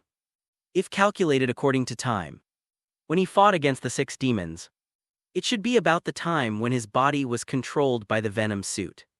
Can the Venom symbiote affect him across worlds? No, that's not right. Peter frowned, feeling that something was wrong. If Venom was so capable, Why would it hide when Peter's consciousness returned? Peter had just carefully searched and sensed on his body, but found no trace of venom. This shows that when the Venom suit discovered that he was back, he took the initiative to hide from him, of course. There is another possibility that the Venom symbiote is hidden in his body. But he didn't notice it. Because according to the experiences of Spider-Man Bully and Spider-Man 94, two Spider-Man who have had close contact with the Venom symbiote, the Venom symbiote seems to have the ability to evade the spider sense. Therefore, even if it is really hidden on his body now, or hidden somewhere in Betty's room, Peter cannot find it. But no matter what the situation is, it illustrates a key point. It didn't dare to face him head-on, it's scared. Why? Peter felt that the Venom symbiote he encountered was different from what the other two Spider-Man encountered. As soon as the two Venom symbiotes encountered Spider-Man, they immediately stuck to him. And he himself is actually hiding secretly. Is it because it knows that it is dangerous? So it wants to subtly change itself or even replace itself. What happened, Peter? Betty looked at Peter worriedly. Peter shook his head slightly and smiled. Betty, I'm leaving first, we'll see you at school tomorrow, yeah. Good night, me spider boyfriend. Tilda. Betty giggled, rubbed her smooth cheek against Peter's and let go of him. Peter walked to the window and pressed the button on his wrist. Nanoparticles spurted out of the suit watch and soon turned into his nano suit. He turned to Betty, waved, and jumped out of the window. Betty trotted to the window, looking at the direction Peter left with her eyes, but found that Peter could no longer be seen just between breaths. As Peter swung the webs between the city's buildings, he had other problems on his mind. From the information Betty just revealed, he still had another doubt. The Venom suit must have done something while it was controlling his body. His whole body was wet, indicating that he had probably gone into the water. Moreover, there is another key point. When Peter was getting dressed just now, he noticed a few focal points on his clothes. Those were traces of being burned by high temperatures. It looks like a high-energy laser weapon that burns the fibers of clothes. The Venom suit controlled his body to fight someone with a laser weapon. Unfortunately, there are many people with laser weapons in this city, and Peter couldn't think of them for a while. He decided to deal with the damn symbiote first. Peter planned to follow the method of the bully Spider-Man. Find a big clock, and vibrate with the sound of the big clock to see if the symbiote was on him. But it was obvious that Peter's plan was going to fail. He did remember that there was a 300-kilogram bell in the Trinity Church on Wall Street, which was donated by London to commemorate the 9/11 attacks. However, at this time, how can anyone ring the bell? After wandering around the city for a while, Peter turned to Black Street. He decided to seek help from Strange. As a mysterious Supreme May, it would be easy for Strange to help him find a symbiote. Presumably, Strange wouldn't want his friend to be affected by the Venom symbiote and become a violent and evil villain. Right just as Peter was crossing a street, his spider sense kicked in at this time. His body was in midair, just in the gap where he had loosened the previous spider thread and had not had time to shoot out the next spider thread. A strong sense of crisis struck without thinking. Peter's body twisted strangely in the air, bang. The next moment a bullet hit the building nearby, directly shattering the brick. This is a bullet fired from a large-caliber sniper rifle. Peter used the 1,000 caddy drop technique to quickly control his body to fall downwards. While in midair, he shot out a short thread of spider silk and moved it horizontally a few inches in the air. In this way, using his left and right hands together, Peter turned 4 or 5 times in the air in just a few seconds. Behind him, at least 10 sniper rifle bullets missed. What did Venom do? Well, I've sorted out the plot and will start adding more updates tomorrow. Well, the minimum guarantee is 6K, if more 8K. The spider sense radar spreads out.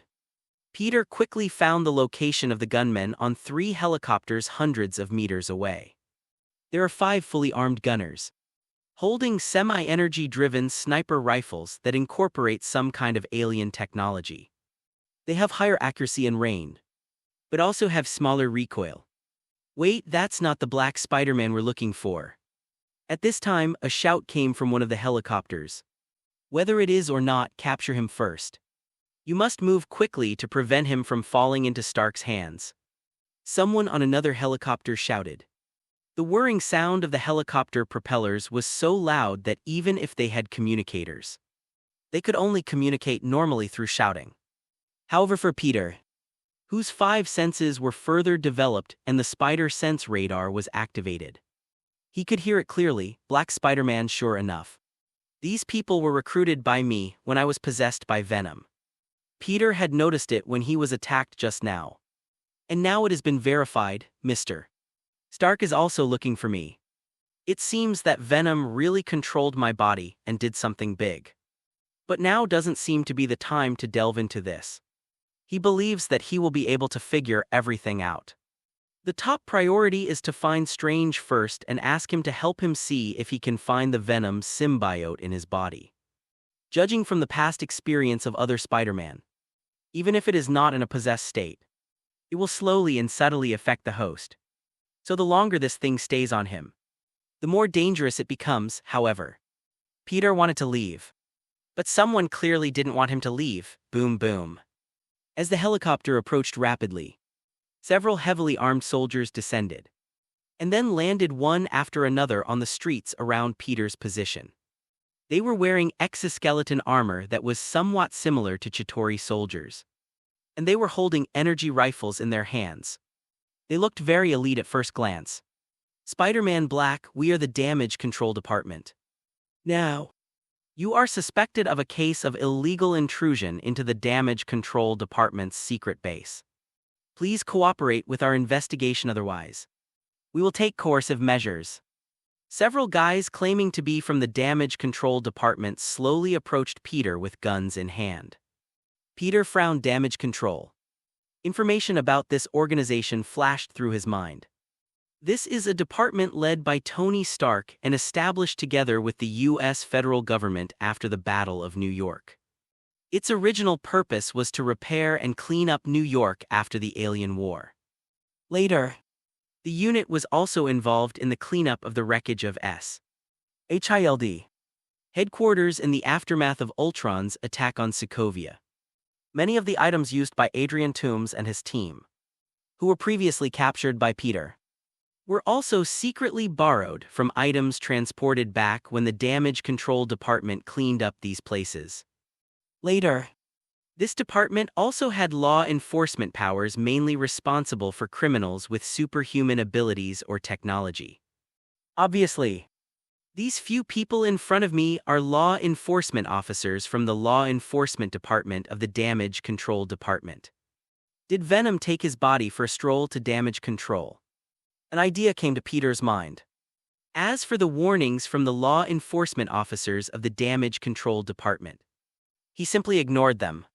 He does not think that this department has the control of the Stark Group and is one of the people. The other party obviously had ulterior motives for him. Peter shouted, I am Spider-Man Avenger. What Black Spider-Man are you looking for? Is that some of my fanatical imitators? Avenger Spider-Man. Several law enforcement officers from the Damage Control Department stopped, seeming to confirm something. Not long after, they gathered around Peter again. If you are not Spider-Man Black, then don't resist and cooperate with our work.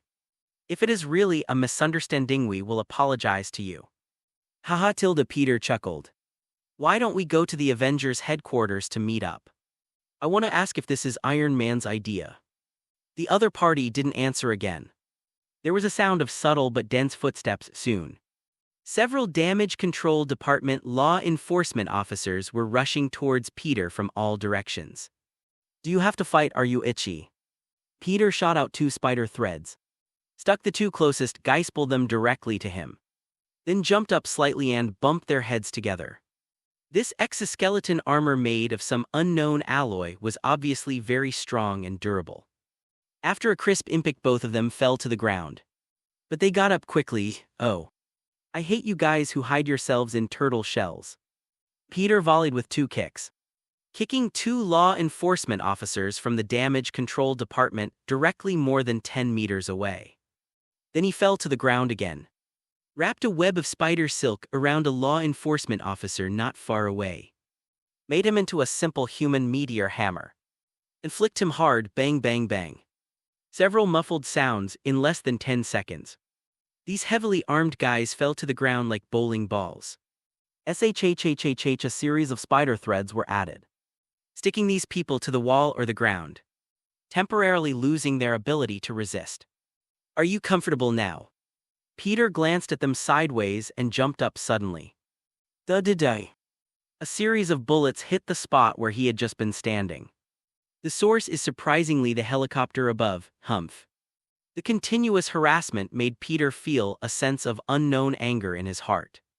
He snorted coldly and used his spider silk to launch a volley pursuit, spanning dozens of meters in an instant and kicking the side of the helicopter. The huge force not only tore the helicopter's side door directly open, but also caused the helicopter to lose its balance. Don't challenge my tolerance, Peter said in a gloomy tone as he grabbed the helicopter with one hand and pulled the pilot out of the cockpit with the other. Whirring. The helicopter first lost its balance and then its pilot. It immediately fell diagonally like an eagle with broken wings. No, don't, the driver looked at Peter in horror. This frightened face was reflected in Peter's pupils, making Peter stunned for a moment. The next moment he suddenly reacted venom. This thing is indeed on him, moreover. Perhaps because he has completely let go of control of his body. His venom affects him much faster than other Spider-Man.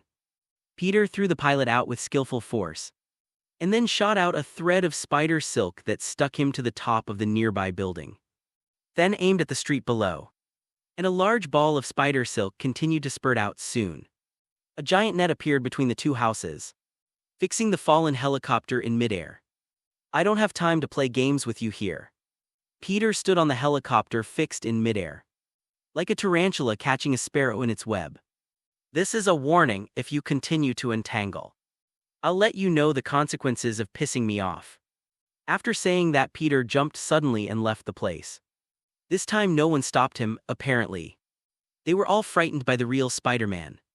Past intelligence always led them to believe that Spider-Man was just a good citizen who was keen on doing some ridiculous good deeds on the streets. But now they see another side of Spider-Man. That is the side that is as cold as the cold wind when dealing with the enemy. It is in sharp contrast to the gentleness with which ordinary citizens in need of help are treated. Who said Spider-Man is a soft persimmon who can be manipulated at will? I thought he was either a nice guy or a kid. Spider-Man is an Avenger who signed the Sokovia Accords. He was supposed to hunt down Spider-Man Noir with us. Peter couldn't care less about these damage control guys who had popped up halfway. The feeling he had at that moment made him feel very happy. But at the same time, this feeling of being eroded by darkness also made him very wary. Even panic. He didn't want to fall into darkness and become a slave to power. Therefore, he is now rushing towards Black Street as quickly as possible. Before he could walk out of a few streets, Iron Man appeared in front of him. Boom. Peter, Iron Man blocked his path. Are you Peter? Yes, Peter nodded. Tony, I want to know what happened. Why did the people from Damage Control come to me? He did not choose to open the mask, although it was more convincing. But he did not want to reveal his true face easily outside. Kaka, Iron Man landed in front of Peter and held out his hand. A projected video appeared in front of Peter. In the video, it was originally a quiet warehouse, with many container-like things placed in the warehouse. Suddenly, the warehouse door was violently opened, and a figure wearing a black uniform walked in from the outside. His whole body is dark, but there is a huge white spider pattern on his chest. This highly personal costume immediately reminds people of Spider-Man. Spider-Man also has a spider pattern on his suit, but it's not as big as this one. But the similarity between the two is too high, and the sense of déjà vu is too strong. It's hard not to think of it. As a result, he was called Black Spider-Man. Spider-Man Noir rummaged around among the containers, not knowing what he was looking for. His behavior immediately triggered an alarm. As a result, countless security personnel arrived. After issuing a warning, these security guards drew their guns and attacked Black Spider-Man. But Spider-Man Noir has the same skills as the real Spider-Man, and even seems to be more agile. Dozens of security guards fired at close range, but not a single bullet hit him. At most, it was only scratch a little instead. All the security personnel from the damage control department were subdued. Later, Spider-Man Noir took some of the found items and left before more people from damage control arrived. The damage control department's warehouse was built on a small island east of Queens. So Spider-Man Black finally disappeared into the vast river. After watching this video, Peter knew exactly what Venom did to control his body, and why it attracted law enforcement officers from the damage control department to pursue him. But why did he go to the damage control department to steal materials? Peter was a little confused. Could Venom still make inventions? Do you know him? Tony Stark stared at Peter and asked. Although he sounded questioning, his tone was affirmative. It seems that Spider-Man Noir is Peter. Peter asked with some bitterness, what did he steal? 2 Chitauri Energy Coruscant Ultron Robot Smart Chip. Some Chitauri alloy scraps. Tony Stark did not hide it. There should be some odds and ends. The scene is too chaotic. And those guys, it would be hard to tell if it was neglected. So Peter, tell me, why did he steal these things? Peter shook his head slightly. I can try to explain. I'm all ears. And I hope you can convince me with the right reasons. Tony Stark said. There may be a symbiote hidden in me called Venom. Peter told Tony Stark the characteristics of the Venom symbiote and its possible impact on him. However, he hid the fact that he obtained this information from Spider-Man in other worlds, instead describing it as discovering it himself. And what happened this time? He did not reveal that it was because he went to other worlds that the Venom symbiote took advantage of him. Instead, he said that the Venom symbiote controlled his body while he was asleep. Tony Stark expresses surprise at Peter's willingness to admit his crime. He originally thought that a child as old as Peter would just try to hide it from his parents and avoid taking responsibility after making a mistake. But unexpectedly, Peter was unexpectedly responsible. However, as the future successor, he recognized in his heart. Tony Stark's attention was quickly attracted by the dangers of the Venom symbiote described by Peter. You mean that this thing called the Venom symbiote will take advantage of you to directly control your body while you are sleeping, and will also have a subtle influence on you and make you violent? Tony Stark concluded. Peter nodded. So now I'm going to ask someone for help. Maybe he can help me get rid of this Venom symbiote. Who? Why didn't you come to me? Do you think I can't help you? Tony Stark was very angry. When my little potato encounters difficulties, his first reaction is not to come to him, but to seek help from others. This made him feel offended. Peter wondered where Stark's anger came from. But he does feel that technological means cannot deal with the Venom symbiote. In the Earth 96283 universe, the bully Spider-Man separated a small part of the Venom symbiote and asked Dr. Connors to study it, however, until the Venom symbiote and Eddie Brock merged into Venom and were destroyed by him who traveled through the past. Dr. Connors didn't find out why. In the Earth 92131 universe, Spider-Man also took the initiative to separate a small piece of the Venom symbiote and gave it to Dr. Connors in that universe for research, but Dr. Connors of this universe has only studied some of its characteristics. Thanks to KO90 for the starting coin reward. There is another correction being coded. If it can be coded before 12 o'clock, it will be sent out today. But not tomorrow. In the research of Dr. Connors of the Earth 92131 universe, it was shown that the Venom symbiote is a sentient living organism. It can merge with the host organism, mutate it with its own DNA molecular structure, and continue to develop in the host organism. And there is an amazing fact. After the Venom symbiote merges with the host organism, the fusion is only the first step, and eventually, it will replace the host. In other words, he may eventually be completely swallowed by the venom. By the way, all symbionts will weaken under the continuous sound waves, or even be forced to be separated from the host. Previously, He was not sure whether the venom symbiote was on his body. But judging from the situation when dealing with the people from the damage control department just now, the venom symbiote must still be attached to him in some way. But he just didn't realize it. Because the venom symbiote has the ability to block his spider sense. But now, Tony, does your suit have the ability to attack with sonic waves? Peter asked. Since the sound of bells and steel pipes can suppress venom, maybe other sounds can too, and with Stark's method, it would be no problem to simulate the sound of bells and steel pipes in a 1-1 simulation. Stark nodded. Of course, what frequency do you want? Regular sound waves, ultrasonic waves, infrasound waves. I have them all. Can sound waves deal with this guy? Yeah. Peter nodded vigorously. Let's change places. Stark held out his hand to Peter. Peter put his hand on Stark's back and said with a smile, I don't want to be slapped in the face by the particle heat flow of the thruster. Looking at his smile, Stark would also smile. Peter's description made him nervous. But don't forget, he is Tony Stark. No matter what the other party is, he believes that he can help little Peter find it and solve it. The two soon arrived at the Avengers' new headquarters in the northern suburbs of New York. The new headquarters is surrounded by lush forests, and the area seems to be wider than the original Stark Tower. There is also a Quinjet fighter parked on the apron next to the building. Because it takes off and lands vertically, there is no need for a long runway.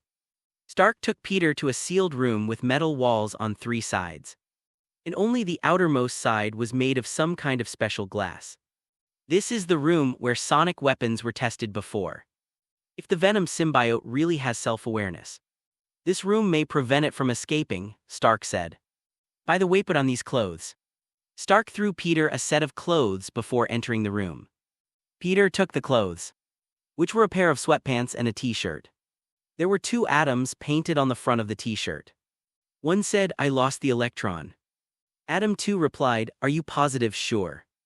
Because after losing electrons, atoms become cations, also called positively charged. Positive means positive electricity, an anode in physics. And it has a definite meaning in daily language. Used here, it's a pun. Well, it's really a cold joke that physics people like. Peter smiled knowingly. Because like Stark, he also likes physics. Wearing this suit, your nanosuit, is well sealed, so maybe it won't come off. Besides, it's very troublesome to wash the suit. I guess you don't like getting it dirty, right? Stark said. Peter nodded, put the nanosuit back into the nanowatch, then took off the watch and put it aside. After getting dressed, he entered the sonic room and stood nervously in the middle of the room. Sound waves are actually somewhat similar to injuring the enemy by 1,000 and damaging yourself by 800. Because in addition to restraining the venom symbiote, the sound waves themselves can also cause certain damage to Peter. However, Stark found him a pair of powerful sound-isolating earplugs and put them in his ears. This is the technology he used on his steel armor. The speed of the steel armor can reach up to Mach 8, which is 8 times the speed of sound in that state. Even if the steel armor is worn, there will still be a buzzing sound. This is when you need to use this thing. But neither Stark nor Peter were sure whether this thing would work. After all, the current situation seems to be different from that. Stark started operating the machine directly outside. On the way here, Peter had carefully told him the source of the sound that could restrain the venom symbiote. So they prepared to simulate the bell first clang. A low voice sounded. Even though Peter was wearing soundproof earplugs, his developed 5 senses still allowed him to clearly feel the ripples of air passing by the surface of his skin. Peter felt goosebumps rising on his skin, outside. Stark watched Peter's reaction carefully for a while and saw that there was not much negative feedback from him. And then he released the second shot with confidence. Clang, clang, clang, a mimetic bell rang. The sound wave first brushed past Peter, then bounced off the surrounding special walls. Past Peter again. Then bounced off the surrounding special walls again. And bounced off Peter again. Giggle. Peter gritted his teeth. His 5 senses are too developed. And not only the 5 senses, but the spider sense is actually equivalent to his 6th sense. This makes him more sensitive to slight changes in the environment than many people. This kind of perception is a benefit in normal times. But at this time it is simply a huge torture. He felt like his head and whole body were about to burst.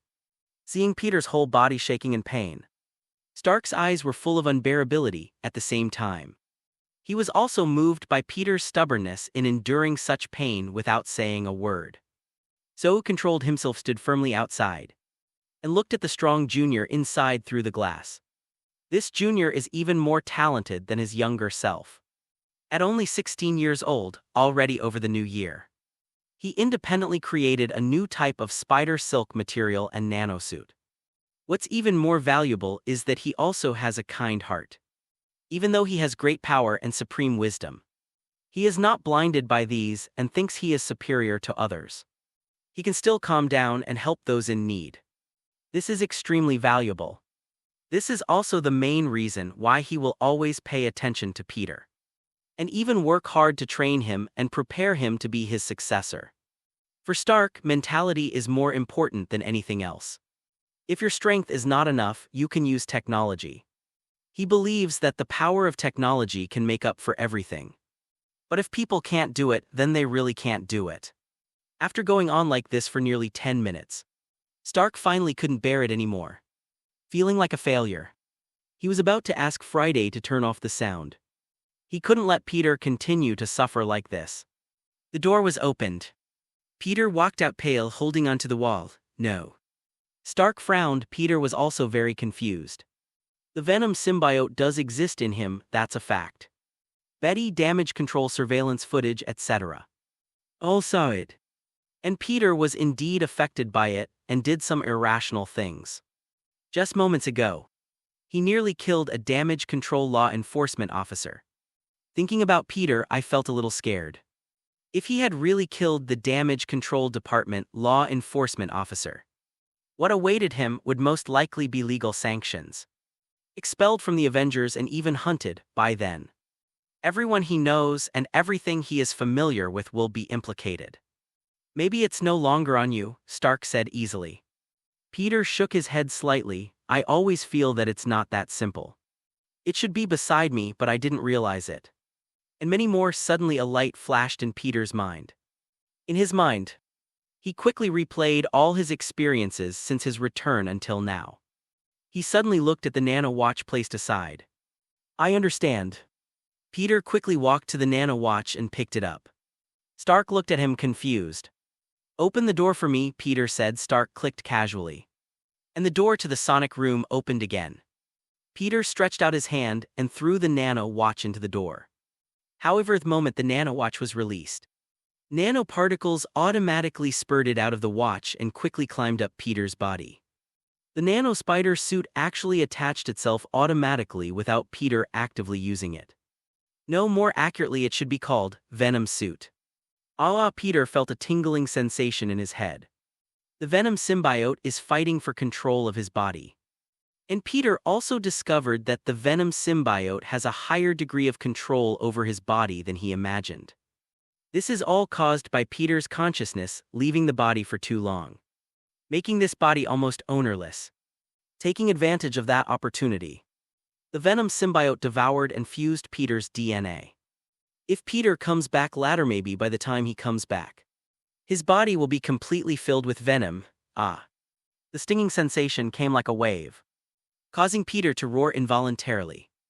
From Stark's perspective, Peter looked even more terrifying at this time. Half of his face is still Peter Parker, but the other half has become a strange thing with jet black skin and a mouth full of fangs. Peter. Stark summoned the steel armor to wear on his body. Tried to control Peter, ran through him into the sonic chamber. Clang, however, when he got closer, Peter clenched his fist and punched him. Just hearing a clang, Iron Man was hammered more than 20 meters away. Boom. The jet engines of both hands and feet were turned on at the same time. And Iron Man stabilized his figure. He flew back again and said while flying, on fright, install a replacement gauntlet with a sonic weapon on me as quickly as possible. Okay, sir. The semi-venomous Peter slammed into the wall beside him. and the hard wall trembled violently when he hit it, however. This wall can be designed according to anti-missile standards, and there is a steel plate nearly 1 centimeter thick inside, so it is not so easy to break open. Seeing that this road was blocked, the semi-venomous Peter rushed to the other side, preparing to leave here. Boom. How could Iron Man just sit back and watch him leave? The jet engines of both his hands and feet were on full fire at the same time, and he crashed into Peter at high speed at the same time. He also ordered several key passages in the experimental building to be closed on Friday. Bang! Iron Man's body collided hard with the semi-venomized Peter, and then hit the wall behind him, and the whole wall shook violently. Wake up, Peter. Iron Man growled, star roar. 2 different voices came from Peter. There are more black venom symbiotes on his face on the left side than on the right side, and on the right side than on the left side. It was obvious that they were fighting for control of their bodies. Iron Man was punched away again. He found that this boy was very powerful now, and his physical strength was also very high. The gold titanium alloy armor on his body could only leave a scratch on it with ordinary armor-piercing bullets. But Peter's punch actually dented it a little. How many tons of power is this? 100 tons. 200 tons. Iron Man was secretly shocked. This kind of power even surpasses Hulk in normal state.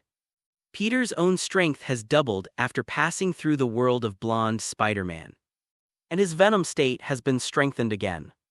Maybe if we encounter an alien invasion in the future, I can say we have Spider-Man. Iron Man thought happily after digging himself out of the wall. He truly enjoyed suffering, because he was not sure whether his rash joining would help Peter or the venom symbiote.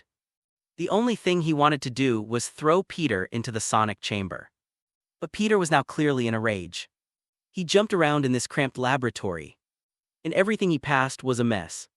In some rooms with relatively low strength, the walls and glass were shattered by Peter's blow. This terrifying destructive power really gave Iron Man a sense of déjà vu, as if he had seen the Hulk. But he wasn't sure if Peter was as tough as Hulk. If he loses control and beats Peter up, he will regret it.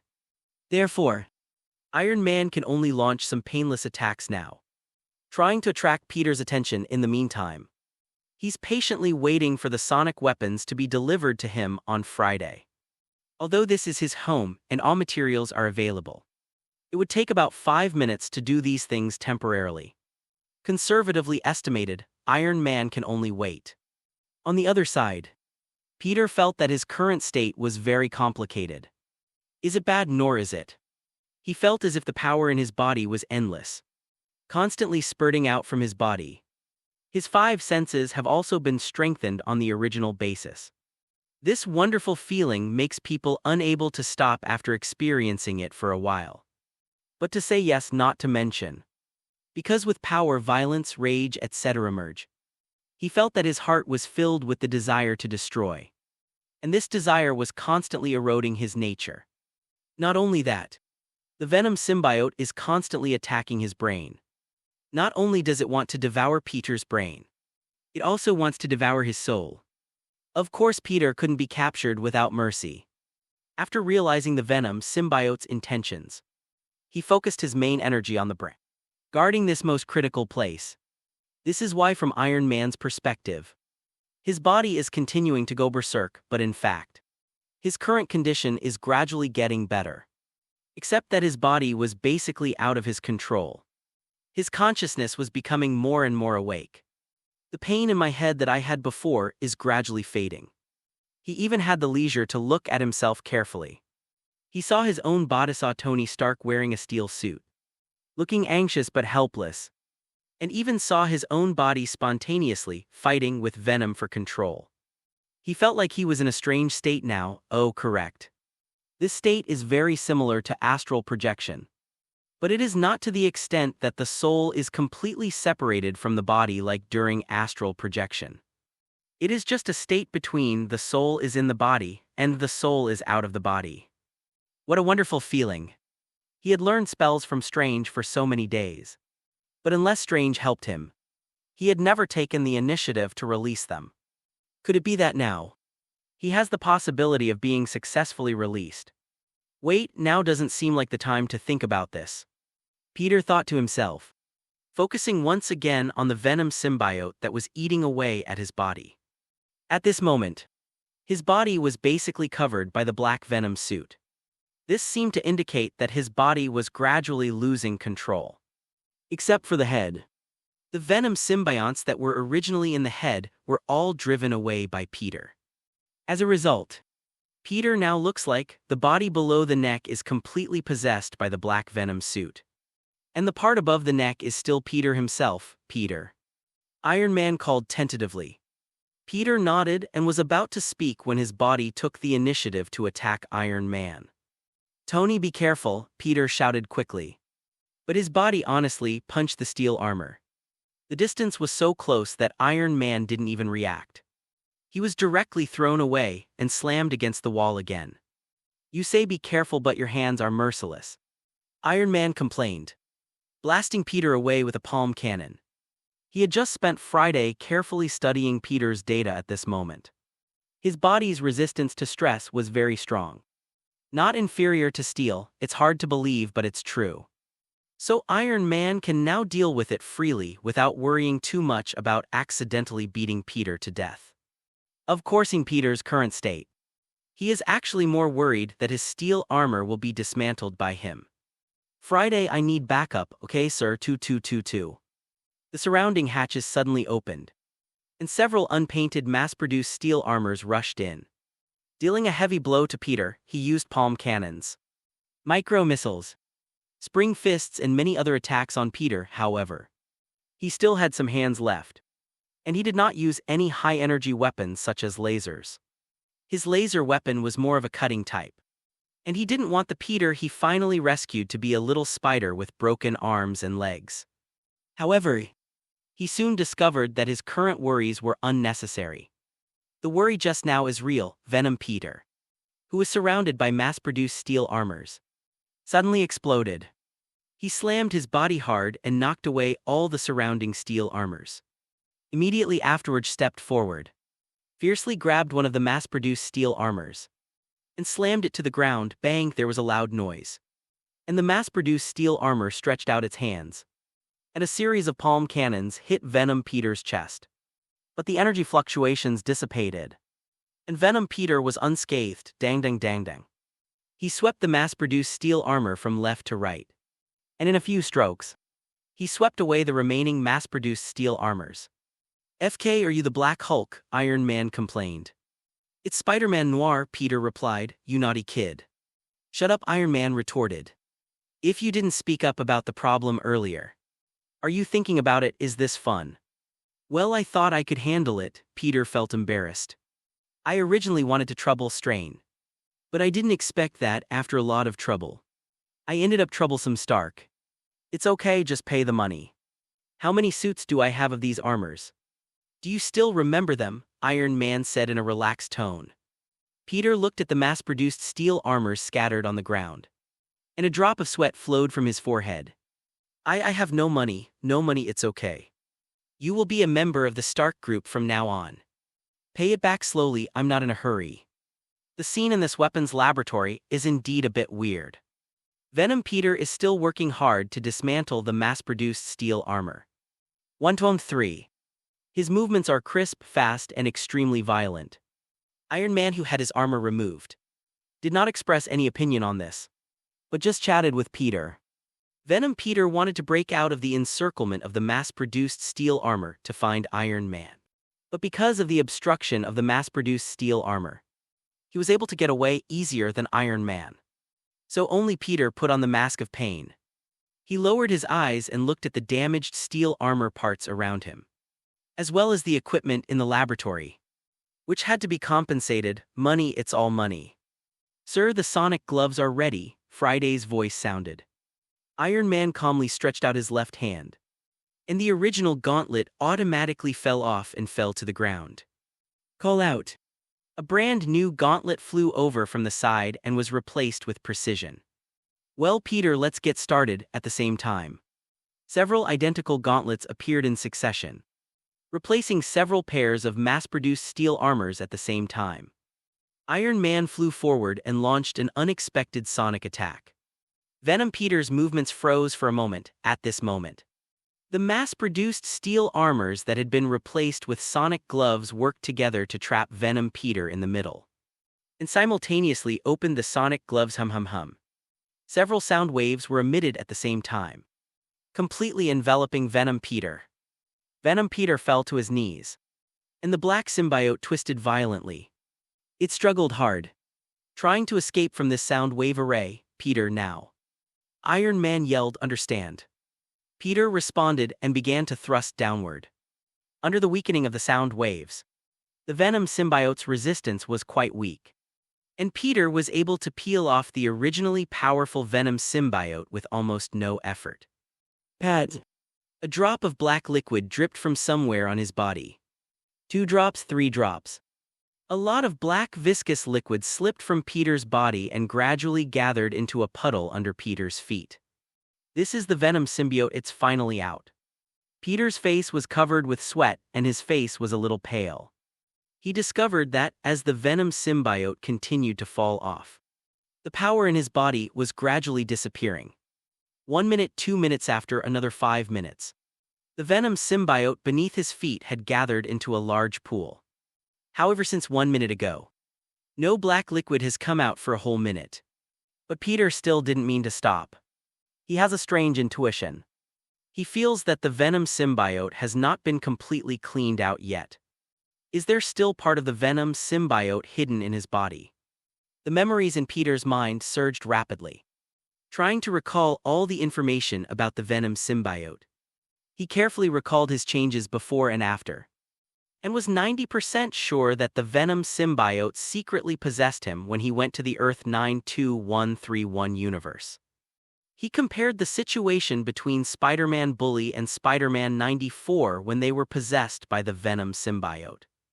Prior to this, there were no other changes in his character.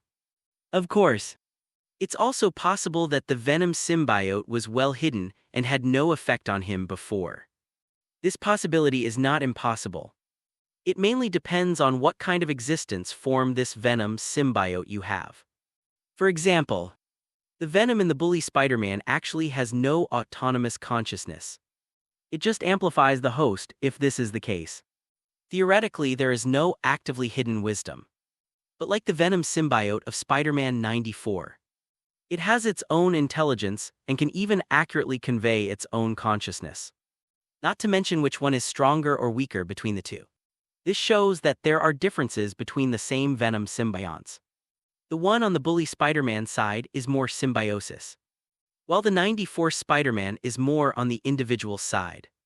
The former can only exist dependent on the host, but the latter may in turn devour the host. However, after Peter gritted his teeth and persisted in the sonic array for several minutes, there was still no Venom symbiote coming out. Is it my imagination? Peter thought for a while and could only give up. If this couldn't force it out, then it was either his illusion or the sound waves were no longer useful to it. There is no point in continuing like this, as long as he pays more attention to his emotional changes in the future. If there were really any residue, he would definitely be able to discover it as soon as possible if he took precautions. Peter struggled to pull his feet out of the sticky Venom symbiote and walked towards the gap in the steel armor. No, behind him, the Venom symbiote struggled to get up from the ground and save Peter. But Peter was as indifferent as a man who had just entered the state of a sage, walking forward resolutely, with no intention of stopping no matter how much the Venom symbiote behind him tried to hold him back. Stark stopped the sound wave release on his hand and let another pair of mass-produced steel armors take over, while he quickly stepped forward to support Peter. How do you feel? Okay, I'm a little hungry. Peter touched his stomach. Stark thought thoughtfully, according to your description. Maybe it's because the Venom symbiote has been fused with part of your body. And when you separated it just now, it was equivalent to dividing a part of your body. It seems that the degree of fusion of this symbiote is a bit too fast. You should come to me earlier to discuss it. Stark's expression became a little serious when he spoke later, obviously still angry at Peter's self-resisting behavior. Peter forced a smile. After stripping off the Venom symbiote, he felt that his body was very weak now. Even weaker than in his previous state, of course. It's also possible that it was just an illusion caused by his being too weak. What do you decide to do with this thing? Stark pointed to the Venom symbiote in the sonic chamber. At this time, the guy was still under the attack of the sound wave, lying limply on the ground motionless, like a puddle of smelly mud from Pokémon. Yeah, Peter frowned. He was thinking. How about just like in the bully Spider-Man? Drop a bomb inside and send it to death. Or is it like in Spider-Man 1994? Put it on a rocket and let it go up to the sky. It's too dangerous, let's blow it up. Peter said after careful consideration. Stark nodded. Several pairs of steel armors popped out of the armor on their backs. SHHHH. Dozens of micromissiles carried out supersaturation bombing on an area of only a few square meters. Subsequently, these steel armors continued to maintain sound wave output while using the laser weapon on the other hand to shoot within the range. When the smoke and dust dissipated, all that was left was the pitted floor. All the cement on the surface was smashed, exposing the thick steel plates inside. As for the Venom symbiote, it has long since disappeared. Let's go take a shower first and then eat something. Iron Man arranged all the follow-up arrangements. Only then did Peter realize that he actually had an exclusive reserved room in this new Avengers base. Not only were there a lot of clothes stuffed in the room, there were even several sets of spider suits in addition. There are also auxiliary equipment such as spider web launchers and miniature spider reconnaissance aircraft. Peter took a nice bath in it and felt relaxed all over. After taking a shower, the food was delivered not long after. Peter didn't show any courtesy and just started eating. Anyway, I already owe so much that I can't even calculate it. So I don't care if I owe more. His strong physical fitness quickly decomposes the food he eats, and then quickly converts it into energy. After he had eaten several large pieces of steak, several sandwiches and tons of glasses of milk, his body had recovered to a great extent. After solving the Venom problem, Peter felt relaxed all over. It's a pity that the first nano spider suit he made by himself was lost with the death of the Venom symbiote just now because it was fused with the Venom symbiote. So, Peter could only tears and took out another spider suit from the closet, installed the spider web launcher, and said goodbye to Tony Stark. In fact, he really wanted to rest in the work housing assigned to him. But before the Venom symbiote hijacked his body and came out, he was still sleeping at home. If he doesn't go back tonight and Aunt May doesn't see him when she wakes up tomorrow morning, everything will be over. Tony Stark said this little kid is really troublesome. So he sent a pair of steel armor, wrapped it directly on Peter and sent him back, allowing him to experience the feeling of Iron Man. The sinister Stark suddenly released his steel armor while high in the air, and Peter was thrown down unexpectedly. After falling a few meters in annoyance, he turned around in the air, reached back and made a weak gesture, and then rolled on the roof, removing all the kinetic energy converted from gravitational potential energy. The steel armor responded with a weak gesture and flew away. Peter quietly climbed along the wall from the rooftop to his own floor, and first went to Aunt May to take a sneak peek. Well, with the lights off, you can still hear Aunt May's steady breathing, which is good. Peter breathed a sigh of relief and quietly slipped back to his room, opened the door and got in. After taking off his suit, Peter lay on the bed but couldn't fall asleep. There are really too many things happening today. First, he met Spider-Man, who was about to lose his powers in the Earth 92131 universe. After returning, he appeared in Betty's room. Then he teamed up with Iron Man to kill the Venom symbiote. It would take several scenes to be filmed in a movie, but he went through it all in half a night in a few hours. Since he couldn't sleep anyway, simply sat up again, sorted out the recent events, and then planned what he would do next. First of all, the nano spider suit must be remade. After getting used to the convenient nano spider suit, even if the suit made for him by Tony Stark is more advanced and has more comprehensive technology, he doesn't like to wear it anymore. Mainly because it's too much trouble. Every time I put on that suit I had to take off my clothes first, hide theme and worry about being discovered. But the nano spider suit is different. The nano spider suit only requires a watch. Unless someone knows about it. Most people would never guess that the ordinary watch on his hand actually hides a spider suit. Second is weekend. He was going to take Ned to get acquainted with work. Ned previously told him that he wanted to be the man behind Spider-Man. His personal team of heroes. Ned would indeed be a good helper. He is proficient in computer technology and would be a good assistant to Peter, who does not have his own artificial intelligence assistants. Karen is indeed his auxiliary artificial intelligence. But Karen is actually a sub-body of Friday. If artificial intelligence assistants were divided into levels, then Ultron was probably at the advanced level. Jarvis and Friday were at the intermediate level. And Karen was at the junior level. As for other so-called artificial intelligences on the market, of course they have no grade. As a junior artificial intelligence, Karen also needs to rely on the Stark Group's data processing system. At certain times, it will definitely not be as easy to use as a real-life assistant like Ned. After all, human beings often think very differently from artificial intelligence. If someone can help you when you encounter something, it may have unexpected results. Just yesterday, Ned finally thought about it. He decided to join Spider-Man's small team and become the man behind Spider-Man. So, they decided to wait until the end of this week to set up this grassroots team. Third, he had to tell Betty and ask her not to reveal his identity as Spider-Man. But Betty herself doesn't seem like the kind of person who likes to talk nonsense. There shouldn't be much to worry about, in fact. Betty herself is also a good candidate for the Spider-Man team. Although Betty is not a hacker, she does not have outstanding computer skills like Ned. But she has good writing skills. And her grades in cultural classes in school have always been very good. She said that after graduation, she wants to work in a newspaper or a TV station and become a media worker.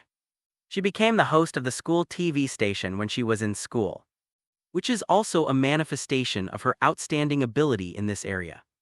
And if she can join his small Spider-Man team, she can serve as a publicity mouth. In the past, Peter actually had no idea about this aspect. But after experiencing several worlds, he found that public opinion propaganda was really important. In the Earth 90214 universe, Shadow Spider-Man himself is a journalist. He hands over the information he collects as Spider-Man to the Daily Bugle for publication in order to fight against the evil forces. In the Earth 96283 universe, the bully Spider-Man and J. Jonah Jameson, boss of the Daily Bugle, are in love with each other. JJJ insists on smearing Spider-Man at one moment and supporting Spider-Man at the other. In people's minds, the bully Spider-Man has made a huge contribution to the development of his image. In addition, there are many, many more. Spider-Man in almost every world cannot avoid the Daily Bugle and J. Jonah Jameson, Peter search for the Daily Bugle and J. Jonah Jameson of his own world for this purpose. And he really gains something. The Daily Bugle of this world is not as large or as high status as other worlds. It is just a lesser-known news portal. The name also changed a bit and became Daily Bugle and J. Jonah Jameson is indeed the owner of the Daily Bugle. In view of the slander of Spider-Man by other World Horn Daily and J. Jonah Jameson, Peter felt that it was necessary to give himself a layer of armor on the level of public opinion first, so as to avoid being really attacked on the level of public opinion in the future. There was no way to fight back. The most direct way is, of course, to directly hold a controlling stake in a media company and have its own voice channel. But that requires not only funding but also status. In Peter's current situation, it's too early to think about that. But he can first find a way to build a small one to maintain Spider-Man's image. For example, daily output some short videos of Spider-Man. Write some short articles about Spider-Manic. There is no need to deliberately guide Spider-Man to be great. You just need to be realistic and establish the image of Spider-Man in front of the public first. When needed in the future, This will be both a shield to protect him and a sword to fight back against possible enemies. And Betty was the person he could think of who was more suitable for this job. Betty was his girlfriend, and she was very interested and talented in this area. There is no one more suitable than her. In the next period of time, Peter began to be busy with these things. The new nanospider suit is easy to make, after all. He had experience in making the first set, and relevant data was still stored in his instruments. And he now has plenty of funds. Peter just modified the original design drawings with some modifications he conceived later. And in just half a day made the new nanospider suit. Most of this time is still spent modifying and calibrating the data. And about Ned and Betty's arrangement. After asking for their opinions, the Spider-Man team was officially established, capped. Combat leader and face, Spider-Man Peter Parker. IT technical support, R2 Ned leads. Image output public relations, Golden Cat Betty Brandt. Among them, R2 and Golden Cat are code names taken by Ned and Betty based on Spider-Man. Ned's R2 is inspired by the Star Wars series.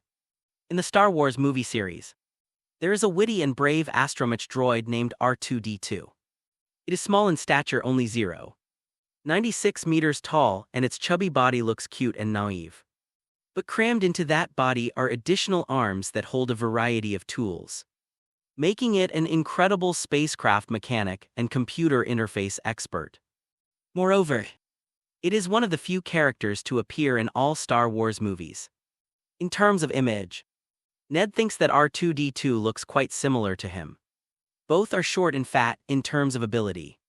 He hopes that he can be like R2 and become a very useful person who can help Peter. It also contains his expectations for the future. He wants to live in every season of Spider-Man like R2, and wishes that his friendship with Peter will last forever. As for Betty's Golden Cat, the inspiration came from Black Cat's. Black Cat is the image she plays in the romance drama between her and Peter. The gold thread comes from her own hair. Peter said he liked Betty's blonde hair. So when the two are combined, they become a golden cat. The division of labor among the three is clear. After the Spider-Man team was established, Peter took the subway to the new Avengers base in the northern suburbs of New York on a weekend a few days later to visit his independent laboratory and the facilities assigned to him. Rest room the next day. Peter commissioned the Stark Group to rent a room in Queens as the Spider Team's activity room. Later, several computers were purchased directly from the Stark Group at internal prices. As for refrigerators, air conditioners, kitchens, etc., they were all already prepared in this way. A simple Spider Team activity room is completed.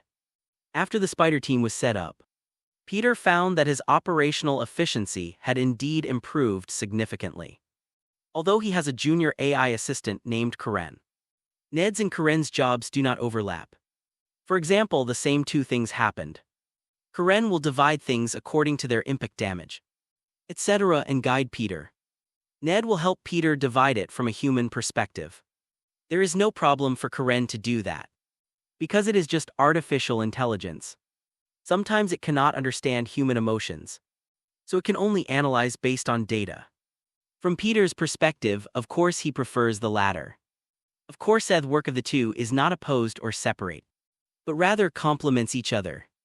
After Peter determines his goal, Karen will quickly plan the fastest way for Peter based on the road conditions. This was something Ned couldn't do.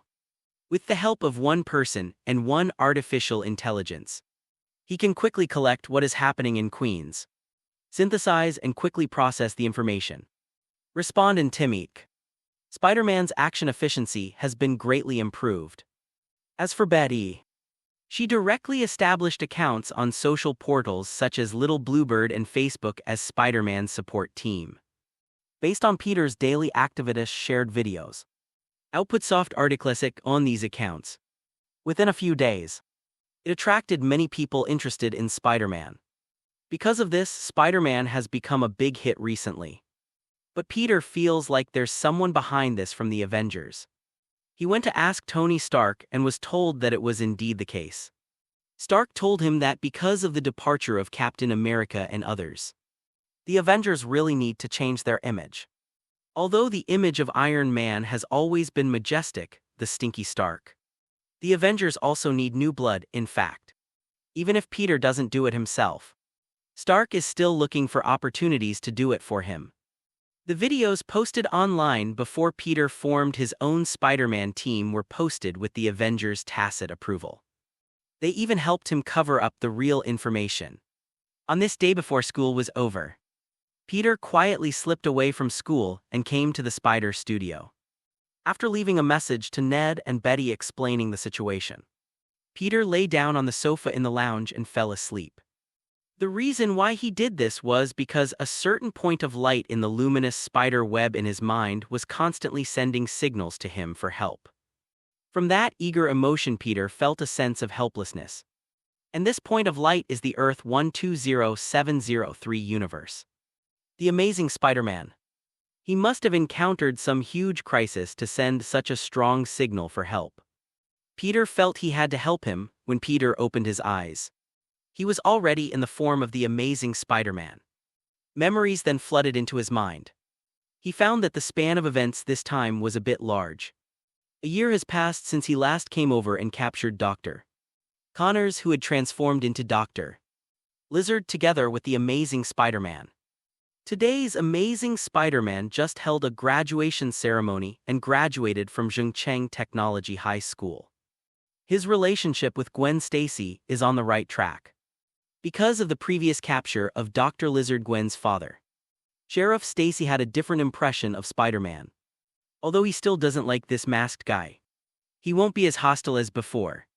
And because of this year's activities, people in this city have gradually become accustomed to having Spider-Man hanging around. Well, there is also JJJ from the Daily Bugle who has been relentlessly slandering Spider-Man. What's funny is that the Amazing Spider-Man, like several other Spider-Men, sells photos of himself to the Daily Bugle, which slanders him in exchange for salary. Such days have continued until recently. Several things happened one after another. In the first one, there was a guy in a giant rhinoceros armor who was causing trouble on the street and was captured by the Amazing Spider-Man. But not long after he was kidnapped from prison. In the second case, Dr. Kurt Connors was secretly kidnapped from prison. The third thing is that an electro-optical man appeared in the center of Manhattan. He was full of electricity, just like an electric elemental elf. After a battle with him, the Amazing Spider-Man defeated him and handed him over to Sheriff Stacy. The fourth thing is that since a few months ago, a man named MacDonald Gargan has been secretly tracking and investigating the Amazing Spider-Man. But he has cleverly avoided them using his spider sense. The fifth incident was that Norman Osborn of the Osborn Group died of a genetic disease. His son Harry Osborn, who was also the childhood playmate of the Amazing Spider-Man, came back, but he was ostracized and almost lost his life. Control of the Osborn Group recently. All these happenings seem to be connected in series by an invisible hand. They were like a giant web, looming over the Amazing Spider-Man. First, Harry found the extraordinary Peter and told him that the Osborn family has a hereditary disease. As long as they are over 20 years old, this hereditary disease will begin to show until it deprives them of their lives. This is also the reason why his father Norman Osborn died young. Before Norman died, Harry was given a secret document. In this secret document, Harry found some image data, which showed that the mutated spider studied by Peter's father Richard Parker more than 10 years ago may be able to completely cure this disease. But after the Lizard Man incident a year ago, all biological research within the Osborn Group, lizard men and mutant spiders have been taken away by a mysterious agency and are said to have been destroyed. So Harry found the Amazing Peter, and he associated Spider-Man from this information. He believes that Spider-Man must have gained his current abilities because of the mutant spiders in the Osborn Group. So he wanted Spider-Man's blood to develop a serum. But Super Peter is afraid that Harry will turn into a lizard monster like Dr. Lizard and plans to reject him. After Harry's pleading, he had no choice but to agree later. He transformed into the Amazing Spider-Man and found Harry, rejecting him because his blood did not match. What the Amazing Spider-Man didn't expect was that this would make Harry hate him. Harry got some venom serum from nowhere, turned himself into a human and a ghost, and called himself the Green Goblin. And he didn't know where he rescued the Electro-Optical Man and became friends with the Electro-Optical Man. Electro and the Green Goblin team up to become a major problem for Spider-Man. They even found out that the Amazing Spider-Man is Peter Parker. As a result, Green Goblin Harry, who felt betrayed by his friend, became increasingly angry and kidnapped Gwen to force the Amazing Spider-Man into submission. He even threw Gwen off the bell tower during the battle, almost killing Gwen. Fortunately, the Amazing Spider-Man had Peter's previous reminder and later improved his spider silk and web launcher, which saved Gwen from danger. But this also caused him to lose the opportunity to chase the Green Goblin. The Green Goblin, who was almost defeated by him, left the scene with the defeated Electro and hid in the darkness again. Secondly, Alexei Seisvich, who was first imprisoned, released from prison and imprisoned again, also reappeared and put on his rhino armor again. Not only that, Super Peter also got reliable news: Harry, who had transformed into the Green Goblin, and his restored Electro, had joined forces with the Rhinoceros. Moreover, they also captured George Stacy, the then commissioner of the New York City Police Department, and publicly challenged Spider-Man, ordering Spider-Man to rush to the location they requested within the time limit. Otherwise, they would kill him in public. George Stacy is not only the police chief, but also Spider-Man's partner over the past year. They have worked together to punish many crimes, of course. This is all the unilateral opinion of the Amazing Spider-Man. Personally, George Stacy is the father of his girlfriend Gwen and his father-in-law. This makes the Amazing Spider-Man have to save him no matter what. So, he arrived at the location requested by the Green Goblin and others as promised. This is a power plant in the eastern suburbs of New York City. After arriving here, Peter was not directly attacked by the Green Goblin and others, but faced some unexpected opponents. It turns out that Dr. Connors was also kidnapped by them through Dr. Connors and the experimental data they had earlier obtained from the Osborn group that should have been destroyed. They brought the lizard serum back to life. Moreover, they also used all the lizard serum on the captured Sheriff Stacy and others. The Amazing Spider-Man was forced to fight these dozen lizard men, but due to their identities, he did not dare to really deal with them, so he was defeated. He fled to a high-rise building in the power plant and gradually became desperate. And this despair was conveyed to Peter through the glowing spider web. After Peter came over, he quickly accepted the information delivered by the Amazing Spider-Man and sorted it out. Then he also felt a frown with the current situation. It's no wonder that the Amazing Spider-Man feels desperate. In fact, even he finds it very difficult. This situation was completely different from what he had encountered before, because his direct enemies are not technically enemies. Although the lizard men below all regarded him as an enemy and launched a frantic attack on him, they were all victims and were passively coerced by the villains to become what they are now. In this situation, even Peter, let alone the Amazing Spider-Man, couldn't be cruel to these innocent people. Then Peter checked the current state of the body. The Amazing Spider-Man suffered a lot of injuries from being beaten up before.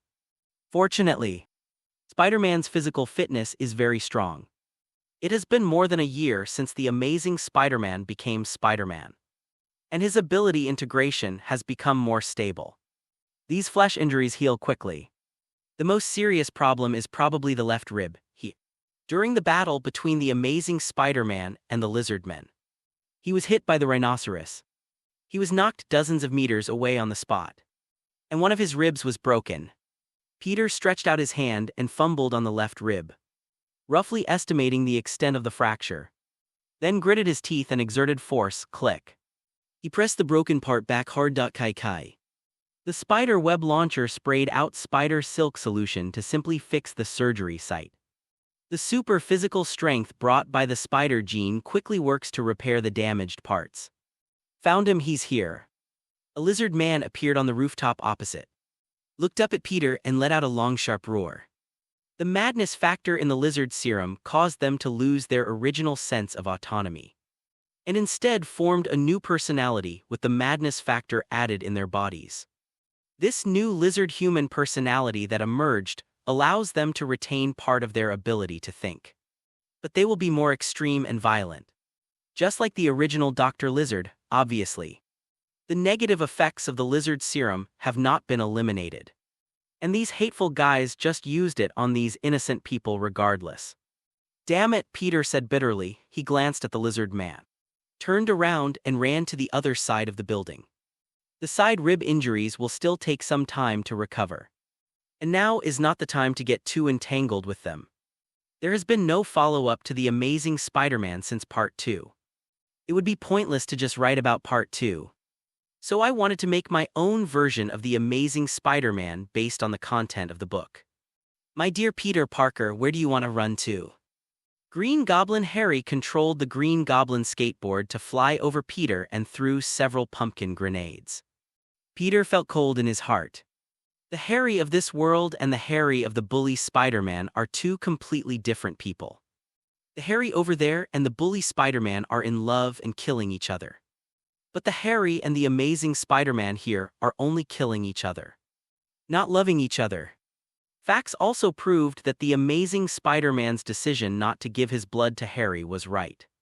It's because Harry was fused with a certain kind of venom serum that he became the inhuman and ghostly person he is now. He almost killed Gwen and now he has kidnapped Sheriff Stacy and many innocent people together with others, and transformed them all into lizard men. This is something the Amazing Spider-Man absolutely cannot forgive him for. In fact, he originally wanted to find the things left by his father, find a way to cure Harry, and then find a way to cure his disease. But Harry's madness and what he did pushed everything into a bad situation. SHHHH. Peter quickly fired a few spider silk bombs to open the pumpkin grenades. However, these pumpkin grenades did not explode. Green Goblin Harry laughed. Do you think I can't improve weapons? As he spoke, he operated on his hands, and the pumpkin grenades opened by the spider silk bullets suddenly changed direction and flew towards Peter again. This guy actually installed a tracker-like device on his pumpkin grenade. Peter shot out a few micro-spider webs again, popping out all the pumpkin grenades and sticking them to the surrounding buildings.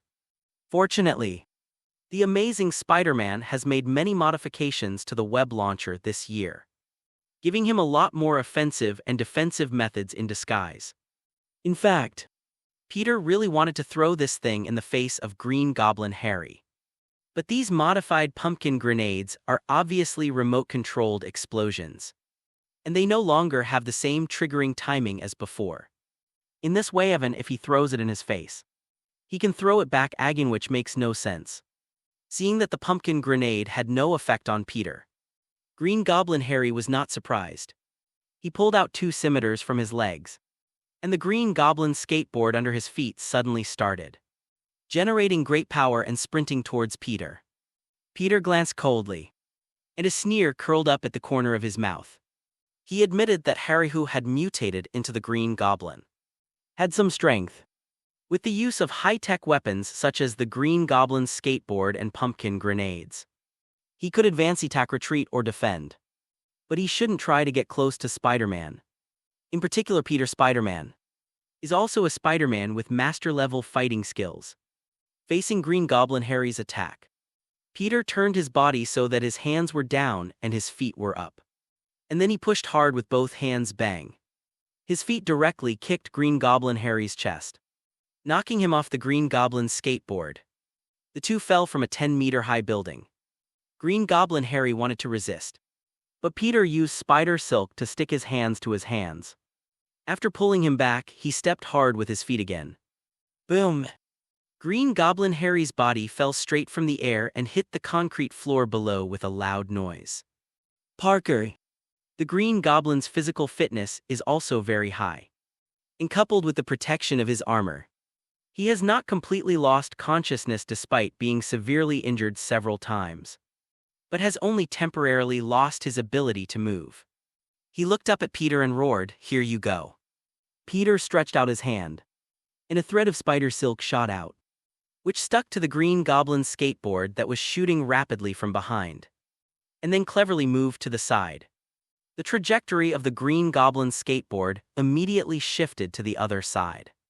At this time Peter pulled the Green Goblin's skateboard in front of him, grabbed it directly in his hand, and stabbed the Green Goblin Harry on the ground with the sharp knife. Puff with the sound of metal piercing flesh. The sharp knife of Green Goblin's skateboard pierced into Green Goblin Harry's body. Peter's technique was very clever, allowing the sharp knife to just pierce Harry's body, but not fatally, because just when he was preparing to kill Green Goblin Harry, the amazing Spider-Man suddenly expressed his will. He finally relented. Even though Green Goblin Harry treated him like this, the amazing Spider-Man still did not choose to kill him, so at the moment of the stabbing, Peter changed his position. Through previous battles, he knew that the Green Goblin armor Harry wore had a certain healing function and could repair the wearer's injuries to a certain extent. So this knife is not fatal, but it is enough to temporarily incapacitate Harry the Green Goblin. However, due to this delay, many lizard men gathered from all directions. Peter glanced at the lizard men. These lizard men are basically covered with some tattered pieces of cloth, and the appearance of police uniforms can be vaguely seen in them. They were all the same police officers as Chief Stacy. They probably came here to investigate for some reason, but they ended up being taken advantage of by Green Goblin Harry and the others. Peter didn't have much desire to attack these tough guys. He has thought of a possible way. As long as we find Dr. Connors, who was rescued, obtain the lizard serum from Dr. Connors, and then use the serum to reversely deduce the inhibitors, we should be able to restore all these lizard police officers to their original state. But until then, they're all tricky. You can't beat him, but you will be beaten if you go up. Peter said he didn't want to fight such a frustrating battle. The lizard police officers roared and rushed towards Peter. Peter jumped up to the wall of the building and ran quickly on the wall. The lizard police officers below saw this and jumped up one after another. They used their sharp claws to grab onto the wall of the building, jumping up and down, and their speed was not slow. Spider sense triggered. Peter thought for a moment, twisted his body in an instant, and jumped away from where he was. The next moment, a bucket-thick blue arc fell from the sky and hit the wall of the building. The powerful impact directly punched a big hole in the wall. If Peter hadn't reacted quickly, this might have burned him to ashes. Electric Man. Peter immediately understood the identity of the visitor. His name is Max Dillon, an electrical engineer from the Osborn Group who became what he is now because of an accident. But this guy is also extremely loveless. The amazing Spider-Man had saved him before, but because the amazing Spider-Man had saved too many people, and because Dillon's appearance had changed so much when they met for the second time, from a human to a Smurf, didn't recognize him at once. As a result, Electro's love turned into hatred, and he started to fight against the amazing Spider-Man. It was simply unreasonable. After being defeated by the amazing Spider-Man during his first appearance, Electro was taken away and imprisoned, apparently. After he was rescued by Harry, he transferred his original love for the amazing Spider-Man to Harry and became Harry's thug to fight against the amazing Spider-Man. But noticing Harry being seriously injured by Peter, Electro was very angry. He was currently hanging on a power generation tower. A steady stream of electricity poured out from the top of the power tower and was injected into the body of the Electric Man. And the Electro will use all this electricity to attack Peter. Chinese letter, bolts of electric light shot out. Peter ducked quickly. Spider-Man, can you just run away like a mouse? The Electro-Optic Man yelled wildly. And the blue electro-optical light package made him look like a god of thunder descending to the mortal world. Oh Tilda, are you the god of thunder? Where is your Meowth hammer? Did you forget it in Asgard? Peter deftly dodged the bolts of thunder and retorted to the Electro. Your thunder seems to have no power, you are so strong. Are you fake, Thor, god of thunder? That's just a myth and legend. And I, Max Dillon, am the real god of thunder. The lightning man roared. Clasping his hands in front of him, boom. An extremely thick beam of thunder shot out of his hand and struck Peter at high speed. Wherever the thunder passed, the air was filled with electric ions, making it scorching. Peter continued to verbally attack Electro, trying to mess with his thoughts. Rage can make people lose their minds, and attacks by people who have lost their minds are often unorganized. Peter was able to hide more easily as a result. Peter took this opportunity to silently feel the continued recovery of his physical injuries while constantly looking for ways to break the situation in the surrounding scenes. The Amazing Spider-Man and Electro have fought twice. First time in Times Square. That was also his first battle with Electro there. He took advantage of the principle of water conductivity and poured water on the Electric Man. In this way, electricity would only spread along the water, turning the Electric Man into a conductor and electrifying himself. The second time was at another power plant. After the first battle, the Electro already knew his weakness of fear of water, so he put on the Osborn Group's waterproof suit. Facing the water-based attack from the Amazing Spider-Man, he directly used a powerful electric current to scatter it. The Amazing Spider-Man was once in dire straits, but later, the anxious Gwen took the initiative to confess to her father, Sheriff Stacy. And then Sheriff Stacy learned that Spider-Man was her daughter's boyfriend and her son-in-law. Later, Sheriff Stacy relied on his authority to urgently cut off the connection between the power plant where the Electro was located and the city. Because of this, the Electro-Optical Man lost its huge power source. Even so, the Electric Man, who has the power of an entire power station, is still very powerful in the end. Super Spider-Man was able to defeat Electro with the help of Gwen by using the huge current that instantly energized the power station after the power was cut off, overloading Electro. But before he could finish the attack, Green Goblin Harry arrived and kidnapped Gwen. In order to save Gwen, the Amazing Spider-Man once again faced off against Harry the Green Goblin.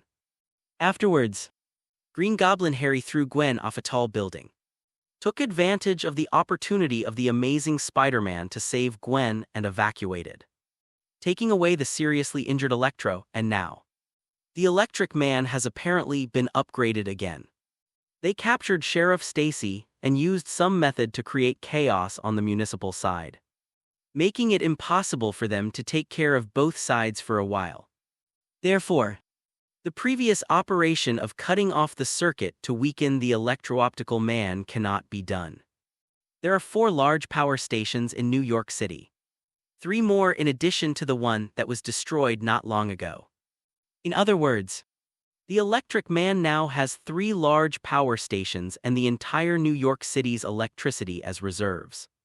It is no exaggeration to describe his reserve energy as infinite. The good news is that although Electro has a lot of energy reserves, his personal output power has not increased, at least in the memories Peter brought from his world. Electro was inferior compared to Thor's performance in the Battle of New York.